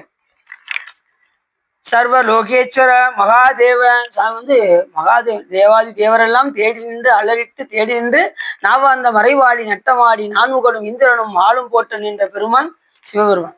எல்லா தேவர்களும் தேடுறாங்களா சாமி எங்க எங்க எங்கன்னு தேடி. அப்படி எல்லாருக்கும் தேவாதி தேவரெல்லாம் தேடி நின்று அலறிட்டு தேடி நின்று எல்லா தேவர்களெல்லாம் தேவன் மகாதேவன் சிவபெருமான். திரிமூர்த்தி ஸ்வரூபியா மும்மூர்த்தியாகவும் சிவபெருமான் விளங்குகின்றார். புவனேஸ்வரன் என்ன அர்த்தம்? புவனேஸ்வரன் இந்த புவனங்களுக்கெல்லாம் அதிபதினு அர்த்தம். புவனேஸ்வர் விச்சமூர்த்தி விச்சகர்த்தனே சர்வசிரேஷ்டனே ஜெகத் நாயக ஜன்மற்றவரே. ஒரு 108 போற்றி சொல்லியிருக்காரு. அந்த அளவுக்கு சுவாமிய ஏன்னா கைலாசத்துல இருந்து சுவாமி வந்தாருன்னா சும்மா விட்டுருவாங்களா? தேவர்களும் மூவர்களும் விட்டுருவாங்களா? அந்த அளவுக்கு சாமியை புகழ்ந்து சொல்றாங்க தியாகராஜ பெருமான. மரணமற்றவரே ஞான ஸ்வரூபிய ஞானத்தை அளிப்பவரே ஞானத்தில் காண வல்லவரே தேஜ நிதியே உமாபதியே நீலகண்ட அவ்வக்த ரூபியே தேவதேவ ஆஸ்கர ரூப பகுரூப முஜபதே விஸ்வரூப விருபாஷ ருஷகற்ப சரூபியே பரமமூர்த்தியே. இந்த ரூபம் இதெல்லாம் சொல்லும்போது பார்த்தீங்கன்னா இந்த வியோம வியாபினே வியோம ரூபாய சர்வ வியாபினே இதெல்லாம் பார்த்தீங்கன்னா சிவபெருமானுடைய அந்த வியாபகத்தன்மையை உணர்த்தக்கூடிய மந்திரங்கள் இதெல்லாம். இந்த ஸ்வரூபியே அப்படின்னா சொரூப நிலையில் இருக்கக்கூடிய பெருமான ஸ்வரூபியே அப்படின்னு சொல்றது. என்ன தன்மையினே சொல்ல முடியாததுக்கு ஸ்வரூபியேன்னு அர்த்தம். அதாவது உருவம் உள்ள நிலை உருவமற்ற நிலைன்னு இருக்கு. உருவமற்ற நிலையில சுவாமி பரநிலையாக இருக்கும்போது சிவபெருமானுக்கு சொரூபி என்று பெயர். சொரூபம். இப்ப உருவம் தாங்கி வரும்போது உருவம், அருவுருவ நிலையில சிவலிங்க வடிவம், அருவ வடிவத்துல ஜோதி வடிவம், அதையும் தாண்டிய சொருவ வடிவம் வந்து இந்த தன்மையிலே சொல்ல முடியாது சாமி. சாமிக்கு உருவம் கிடையாது. ஆனா நமக்காக தான் உருவம் தாங்கி வர. அப்ப அது சொரூப நிலை ரொம்ப முக்கியம். அதனாலதான் சொரூப சொரூபி அப்படின்னு சொல்ற காரணம் அதுதான். சரி. அப்புறம் ஆதிமூர்த்தியே, பஸ்ம ரூபியே, அக்ன ஸ்வரூபியே, தசயாகம் அளித்தவரே. இந்த தட்சனுடைய யாகத்துக்கு சுவாமி இருந்தார்ல, தசயாகத்துக்கு போய் அந்த இதை போய் அழிச்சாரா, தட்ச யாகத்தை அழித்தவரே. அவர் வந்து சிவபெருமானை ஒருத்து அந்த யாகத்தை செஞ்ச காரணத்தினால அந்த யாகம் நின்று போனது. சிவபெருமானை ஒருத்து நீங்க எந்த யாகம் செஞ்சாலும் அது பயனே கிடையாது. சாமியை வெறுத்து நீங்க அதனாலதான் எந்த ஒரு யாகம் நடத்தினாலும் முதல்ல ஓம் சிவாய நம அப்படின்னு சொல்லுவாங்க. அந்த மந்திரத்தை சொல்லுவாங்க. சொல்லாம செஞ்சா அந்த யாகம் வந்து பலன் அளிக்காது. எந்த இது செஞ்சாலும் சரி, சிவபெருமானை கேட்காம சிவபெருமானுடைய அனுமதி இல்லாம எந்த யாகம் செய்தாலும் அது பலிக்காது. அப்படி பலித்தாலும் என்ன ஆகாது, பலனை அளிக்காது. இப்ப மற்ற இதுல எந்த நீங்க திருமால் இதுலயே நீங்க போய் பார்த்தாலும் அதுலயும் சிவாய நம்ம சொல்லுவாங்க. அந்த யாகம் செய்யும் போது அதை சொல்லுவாங்க கண்டிப்பா. அதே மாதிரி முதல்ல மகா கணபதியே சொல்லுவாங்க. அது மாதிரி முதல் மந்திரத்தை சொல்லும்போது ஓம் சிவாய நம்ம சொல்லுவாங்க. ஏன்னா அப்படிதான் அது பலன் அளிக்கும், இல்லைன்னா அளிக்காது. அது மாதிரி ஈசான சங்கர காலஸ்வரூபியே, காலகால கால விநாயக, சுந்தர ரூப. சுந்தர ரூபனா சாமி அழகு வடிவம் பொருந்தியவர். அழகு அப்படின்னாலே யாரைத்தான் குறிக்கும், சிவபெருமானத்தான் குறிக்கும். அப்படியே ஆடிய அழகா அருமறை பொருளே அங்கனா எங்குற்றாய் என்று தேடிய வானோர் சேர்திரு முல்லை வாயிலாய் திருப்புகள் இருப்பால் பாடி அடியேன் படுதுயர் கலையாய் பசுவதா பரஞ்சுடரே என்று சுந்தரம் சாமிகள் பாடுறாரு. சாமி வந்து அழகன். அப்படி அழகன போனாரு. எங்க தாரிகாவனத்து முனிவருடைய மனைவிகள்லாம் அத்தனை பேரும் தரும பத்தினிகள். கணவரை தவிர வேற யாரையும் கண்ணால கூட பார்க்க மாட்டாங்க. அப்படி பத்தினிகள் அந்த தாரிகாவனத்து முனிவருடைய மனைவிகள் எல்லாம். சிவபெருமான் நிர்வாண கோலத்தோட போனாரு. அழகுன்னா அழகு, சொட்ட சொட்ட அழகு. சாமி உண்மையிலே சுந்தரர் அவரு போனது விசார வடிவம் எடுத்து போனாரு. சிவபெருமான் அழகை கண்டு அத்தனை பத்திரிகளும் பின்னாடி வந்துட்டாங்க சிவபெருமான் பின்னாடி. அப்ப இந்த முனிவர்கள் எல்லாம் கோவப்பட்டு இப்படி மயக்கி கூட்டு போறாரு அப்படின்னு சொல்லி சிவபெருமான் மேல இது புலித்தோலை ஏவி விட. அது வரைக்கும் நிர்வாணம் இருந்த ஒரு சாமி, அதுக்கப்புறம் தான் புலித்தோலே வந்தது சாமி. அதுக்கப்புறம் பாம்பு ஏவி விட அதை கழுத்தில் அணிந்தார். அப்புறம் யானையை ஏவி விட அதை உரித்து போர்வையாக போத்தினான். அந்த யானை தொழியை உரிச்சது மட்டும் எங்கேயுமே படமா இல்லை. அது அந்த திருவள்ளூர்ல மட்டும்தான் அந்த உரிச்ச மாதிரி உள்ள இருக்கு. மற்ற எந்த இடத்துலையும் அந்த யானை உரிச்சு போட்டுக்கிற மாதிரி இல்லை.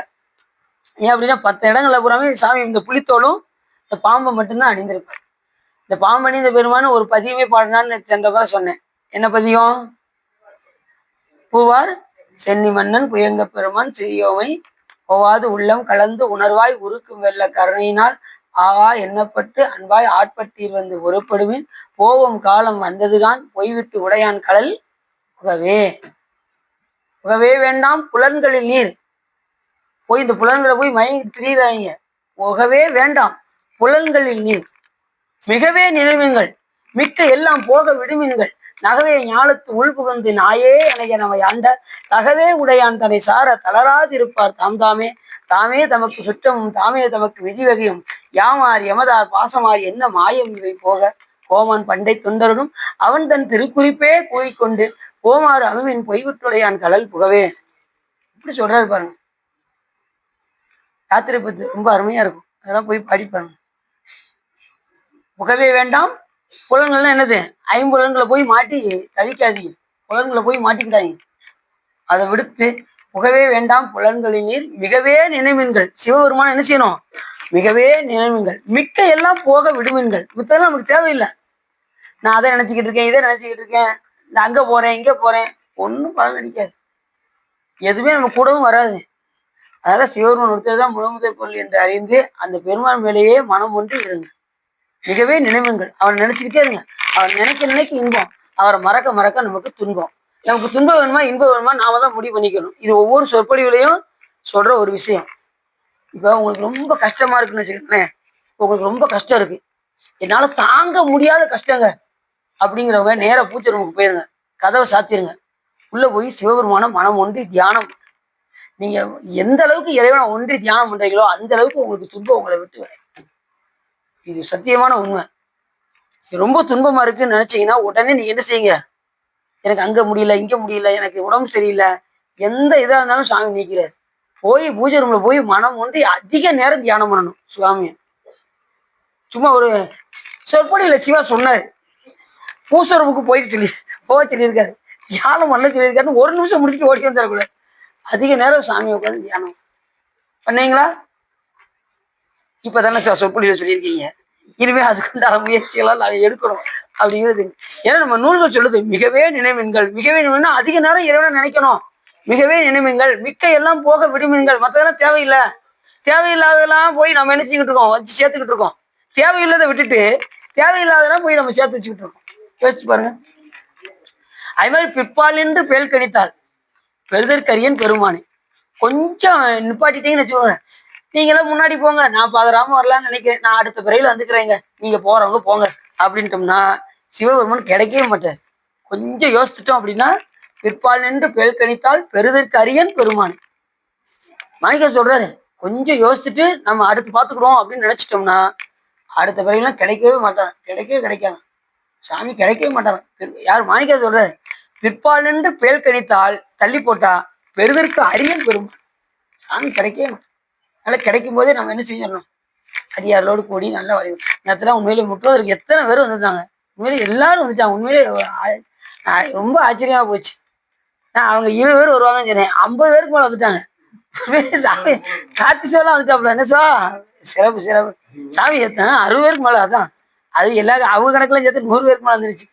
சாமி நல்லா அது சாமி முடிவு பண்ணியிருப்பாரு, யார் யாரு பாடணும்னு அவர் தான் முடிவு பண்ணியிருப்பாரு. சரி, அதனால நல்ல கூட்டம், எல்லாமே நல்லா இருந்துச்சு.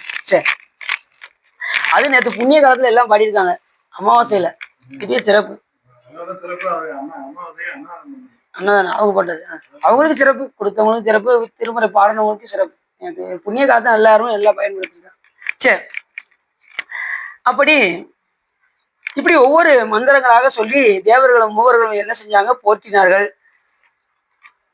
குளிர்ந்த காற்று வீசிட்டு அக்னி பிரதட்சிணமாக ஜுவாலித்தன. தேவர்களின் மனமும் மகர்ஷிகளின் மனமும் சாதுக்களின் மனமும் சந்தோஷத்தை அடைந்தன. சுவாமி தியாகராஜர் வந்தவே எல்லாரும் சந்தோஷத்தை அடைந்தார்கள். சோழ நாட்டு குலதெய்வம் என்று எல்லாரும் கூத்தாடினார்கள். நாரதர் தமது வீணையினால் பரமேஸ்வரன் குணங்களை பலவாறு காணம் செய்தார். காசிபருக்கு அகஸ்தியர் வசிஷ்டர் போன்ற ரிஷிகள் எல்லாம் காவிரி நீராலும் மகோத நதியாலும் தீர்த்தங்காலும் கங்கா தீர்த்தத்தாலும் ஆலய சப்ரோசனம் செய்து அந்த புனித நீராகிய கங்கை நீர் காவிரி நீரெல்லாம் எடுத்து அங்கே தெளித்தார்கள்.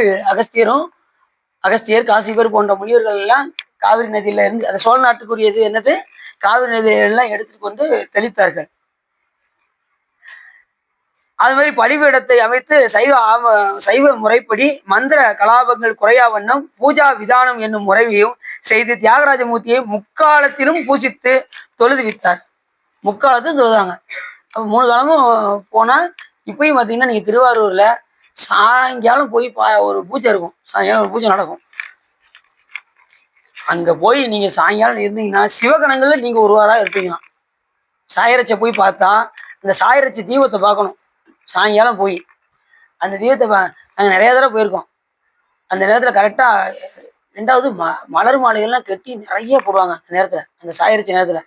நம்ம ஜெயராமையா இருக்கா பாருங்க, உண்மையிலே எத்தனையோ பேர் ஆளாளுக்கு நான் டெய்லி மாலை கட்டுறேங்க பெருமையை நிறைய சொல்லி, உண்மையிலே அவர் மாலை கட்டுறது வெளியே தெரியாமல் இருப்பார். அவ்வளோ மாலையும் அவர் கட்டுறாரு, வெளியில மாலை கட்டுறேன்னே தெரியாது, அந்த அளவுக்கு அமைதியாக இருப்பார். நிறைய அன்னதானம் போட்டுட்டு இருக்காரு, அன்னதானம் வெளியில தெரியாம இருப்பார். அடியில் பூ கட்டிக்கிட்டு இருந்தேன், அவர் பறிச்சு கொண்டு வந்து கொடுத்தாரு. அவர் தான் எனக்கு ஜெயராம் தெரியாது, ஜெயராமையான்னு அடியும் தெரியாது, பறிச்சு கொண்டு வந்து கொடுத்தாரு. அடியும் தெரியிருக்கேன். அவர்கிட்ட கேட்கேன், ஏன் இங்க ஊருக்குள்ள எல்லாம் ஜெயராமையான்னு சொல்றாங்களேயா, அது யாரு அப்படின்னு அவர்கிட்ட கேட்கேன். ஐயா இந்த எளியன் தாயா அப்படின்னாரு. அவ்வளவு டீ வாங்கிட்டு வந்து கொடுத்தாரு. டீ சாப்பிடுங்கய்யா அப்படின்னாரு. சாப்பிட்டு வந்து கெட்டுங்கய்யா அப்படின்னாரு. பூ பறிச்சு வந்து கொடுத்தாரு.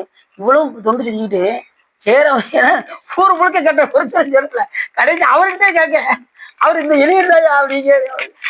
அந்த அளவுக்கு எவ்வளவு தன்மையா இருக்காரு பாருங்க. அப்படிதான் இருக்கணும். இல்ல சில பேர் பாத்தீங்கன்னா அவர் திருவாரூருக்கே முக்காசி அவர் தான் மாலை கட்டி கொடுக்குறாரு. ஆனா வெளியில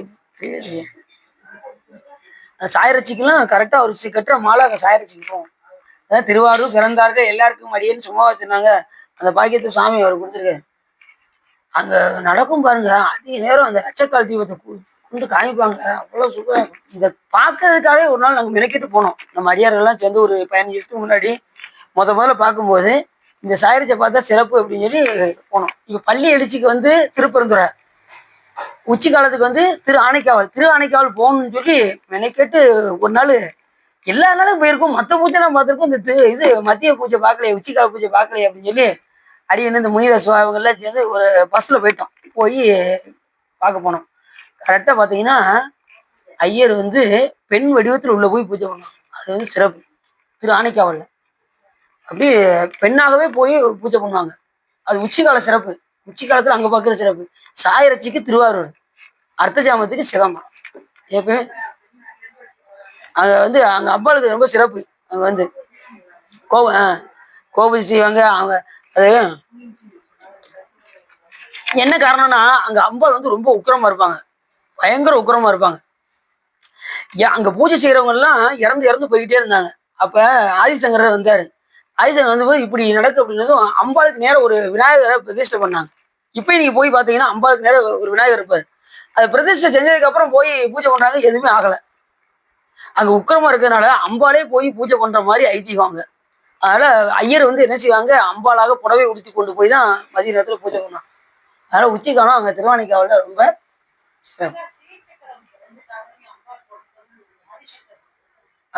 ஆமாம் அம்பாளுக்கு ஆமாம் கண்டிப்பா. அந்த உக்கிரம் தணிஞ்சிடும். சரி, அதனாலதான் பெண் வடிவத்துல போய் அவங்க பூஜை பண்றாங்க. அப்ப முக்காலத்திலும் பூசித்து தொழுது வந்தார்கள் எல்லாருமே. அப்ப 3 காலத்திலையும் சாமிய பூசிச்சு. பூச்சிப்படி 6 காலம். 6 காலத்தை அந்த 3 காலத்தை 6ஆ பிரிக்கணும். மொத்தம் 6 கால அபிஷேகம் நடக்கும்.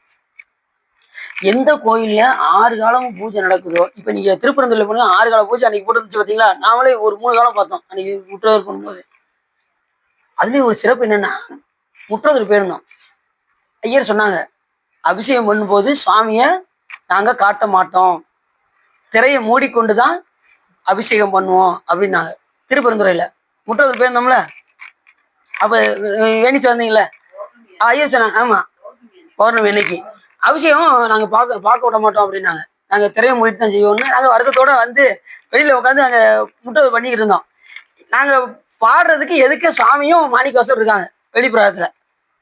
சாமி இப்படி வச்சிருக்காரு, மாணிக்கவாசர் இப்படி இருக்காரு. அடியே நினைச்சேன், சாமி எப்பயுமே முற்றவர் போனா ஏதாவது ஒரு சிறப்பு நடக்கும். அங்க சிதம்பரத்துல போய் முற்றவர் பண்ணும்போது திருமா மணிசேர் திருக்கதவம் திறந்த போதே அப்படின்னு சொல்றது டகான கதவை திறந்து தீபாவளி காட்டினாங்க முற்றவர் பண்ணும்போது. அது ஒரு சிறப்பு. இங்க வந்து சாமி என்ன செய்ய போறான்னு யோசிச்சுக்கிட்டே இருந்தேன். படிக்கும்போது அந்த யோசனை தான் ஓடிக்கிட்டே இருந்தது. ஒரு பூ, ஒரு தலையில பூ இருந்தா கூட கீழே விழுற மாதிரி ஏதாவது ஒரு சிக்னல் காமிப்பாரு சிவபெருமான். இப்ப என்ன ஏதாவது சிவபெருமான் பார்த்து ஏதாவது செஞ்சாதான் உண்டு நினைச்சுக்கிட்டு இருக்க நேரத்துல கரெக்டா அந்த அலங்காரத்தை கலைச்சாரு. அபிஷேகம் எங்க கண்ணுக்கு முன்னாடி அபிஷேகம் பண்ணாங்க, ஆடை உடுத்தினாங்க, பூவை வச்சாங்க. ரொம்ப சாமியோட கருணை. அதாவது சாமி நினைச்சாதான் முடியும். நம்ம என்ன நினைக்கிறோமோ அப்படியே சாமி வெளியில வந்து நீ அபிஷேகம் உள்ள பார்க்க முடியும்னு நினைச்சல, சாமியோட கருணை எல்லாரும் வந்து பாங்க. என்ன நினைக்கிறோமோ அப்படியே வெளிப்பட்டு ஏதாவது ஒரு நீங்க நினைச்சு போகணும். அதான் ஒரு விஷயம் என்னன்னா, நீ சாமி கிட்ட மனம் ஒன்றணும். 2வது நீங்க நினைக்கிறது உயர்வாக இருந்தா உங்க கண்ணுக்கு முன்னாடி சாமி காட்டு. அபிஷேகம் பார்க்க முடியல வருத்தத்தை இங்க வந்து அங்க கூட சாமி மட்டும் தான். இங்க மாணிக்கவாசருக்கு சேர்த்து அபிஷேகம் பண்ணாங்க. அது பெரிய சிறப்பு. சாமியோட திருவள்ளுவர் நீங்க மனம் ஒன்றி பாருங்க, சாமிகிட்ட ஒன்றுங்க. என்ன கேட்டாலும் சாமி கொடுத்துருவாரு. ஏதாவது சாமி எனக்கு ஏதாவது ஒன்று சாமி காட்டு சாமி, உன்னை விட்டா எனக்கு யாரு இருக்கா, நீதான் எனக்கு எல்லாம் அப்படின்னு உங்க உணர்வு முழுக்கும் அவர்கிட்ட கொடுத்துட்டீங்கன்னா. அப்படிதான் மாணிக்கவாசர் இருந்தார். அன்றே இந்த நாவியும் உடலும் உடைமை எல்லாமும் குன்றே இணையாய் என்னை ஆட்கொண்ட போதே கொண்டிலையோன்னு கொடுத்தாரு. அத்தனையும் அவர் சாமி காட்டினார். அத்தனை பதியத்தையும் அவர் பாட வச்சார். எல்லா சிறப்பும் செஞ்சாரு மாணிக்கவாசர் பெருமானுக்காக. சரி, இப்படி எல்லாரும் தமது யோகங்களை முடித்துவிட்டு நேரில் தியாகமூர்த்தியை கண்ணார கண்டு நற்பதவியை அடைந்தார்கள். மன்னவரும் விண்ணவரும் ஈசனை கண்டு பணிந்து தமது பாவங்களை தொலைத்து விட்டு நற்கதியை அடைந்தார்கள். எல்லாரும் பார்த்தவங்கலாம் அவங்களுடைய பாவம்லாம் போதும். அப்ப நம்ம தியாகராஜ பெருமானை போய் பார்த்தா என்ன ஆகும்? பாவங்கள்லாம் போய்விடும் அப்படின்னு இந்த கதை முடியுது. இப்ப தியாகராஜ பெருமான் அங்கிருந்து வரதா வந்ததாகத்தான் போட்டிருக்காங்க. இப்ப தியாகராஜராக எப்படி வந்தாலும் அப்படி உள்ள அந்த 365 இதுல நமக்கு தெரியும். நான் அடின்னு என்னமோ நினைச்சேன். ஆனா சாமி இப்படி இப்ப கைலாசத்துல இருந்து வர்ற மாதிரிதான் இப்ப சொல்லியிருக்காங்க. நீ தொடர்ந்து என்ன நடக்கு அப்படிங்கிறத நம்ம தொடர்ந்து பார்ப்போம் என்று சொல்லி இந்த 1.5 மணி நேரத்தை சிவப்பொழுதாக பயன்படுத்தி உங்களுக்கு மிக்க நன்றி சொல்லி தொடர்ந்து இந்த தியாகராஜ பெருமானுடைய புராணத்தை கேட்டு நீங்க மனம் ஒன்றிட்டீங்கன்னு வச்சுக்கோங்க. தியாகராஜ பெருமானுக்குள்ளே போயிடணும். இந்த கதைக்குள்ளேயே போயிட்டீங்கன்னா நீங்க எங்க திருவாரூர் போயாச்சுனாலே சொற்பொழிவில் இங்க சொன்னாங்க, இங்கெல்லாம் இதெல்லாம் நடந்திருக்கு, இங்கெல்லாம் தோரணங்கள்லாம் வச்சாங்க, இங்க ரத்தினங்களால மாலை கட்டி இருந்தாங்க, இங்க கொடி வச்சிருந்தாங்க, இது இது தோரணம், இது பூர்ண கும்பம் வச்சிருந்தாங்க இப்படின்னு அங்க போகும்போது நமக்கு எல்லாமே ஞாபகத்துக்கு வரும். சாமி இந்த இடத்துலலாம் பாதம் பட்டிருக்கு, வரணாச்சியார் வீட்டுக்கு போயிருக்காரு அப்படின்னு ஒவ்வொரு இடமும் உங்களுக்கு விளங்கி தோன்றாரு.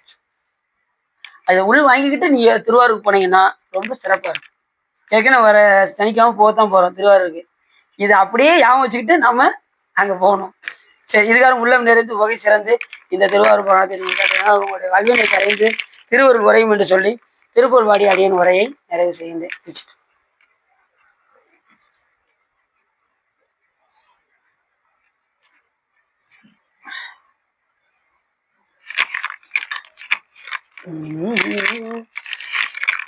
கொலை மத கரியன மிருக மத தனகிரி கும்பத்தனமான குமுத முத இதழ் பருகி உருகி மயல் கொன்றிடு நாயே நிலையளி கவலைகள் கெட உனதருள்விழி நின்றோற்றிடவேதான் நினதிருவடி மலர் இணை மனதினில் ஊற நின் பற்று அடைவேனோ சிலையன வடமலை உடையவர் அருளிய செஞ்சொல் சிறுபாலா திரைகடல் இடை வரும் அசுரரை வதை செய்த செந்தில் பதிவேலா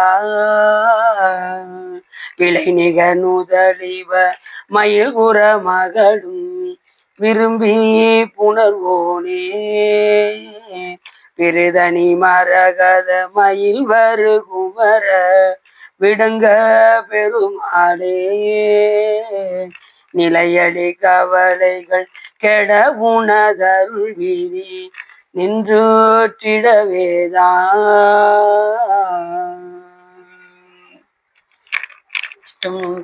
கைலாய பரம்பரை விஞ்ஞான போத நெறிகாட்டும் என்னை பயில்வாமி வேகண்டான் சந்ததிக்கோர் மெய்ஞான பானுவாகி குயிலாரும் பொருள் திருவாவுடு தெரிவாள் குரு நமச்சிவாய தேவன் சைலாதி மரபுடையோன் திருமரபு நீடோழி தலைக்க மாதோ பவப்பெரும் கடலை கடந்திருதற்கு பரமன் வகுத்த அருளறியை ஓப்புடன் உயிர்கள் கடைபிடித்து உய்ய உதவும் துரசை ஆதீனத்தில் தவப்பிரகாசன் தரணியில் எங்கும் தன்னருள் செங்கோல் வச்சியம் சிவப்பிரகாச தேசிகன் வளர்த்தாள் சென்னியில் கொண்டு போற்றுதுமே வான்முகில் வளாது பெய்க மணிவளம் சுரக்க மன்னன் கோன்முறை அரசு செய்க குறைவில்லாத ஈர்கள் வாழ்க நான்முறை அறங்கள் ஓங்க நற்றவம் வெள்ளிமல்க மேன்மைகள் செய்வ நீதி விளங்குக உலகமெல்லாம் வையம் நீடுக மாமுடை மண்ணுக மெய் விரும்பிய அன்பர் விளங்குக சைவ நன்னறிதான் தலை தொங்குக தெய்வவன் திருநீர் சிறக்கவே திருச்சிட்டமனோ பார்வதி பதையே அழகமகா நாளுடைய சிவனையை போற்றி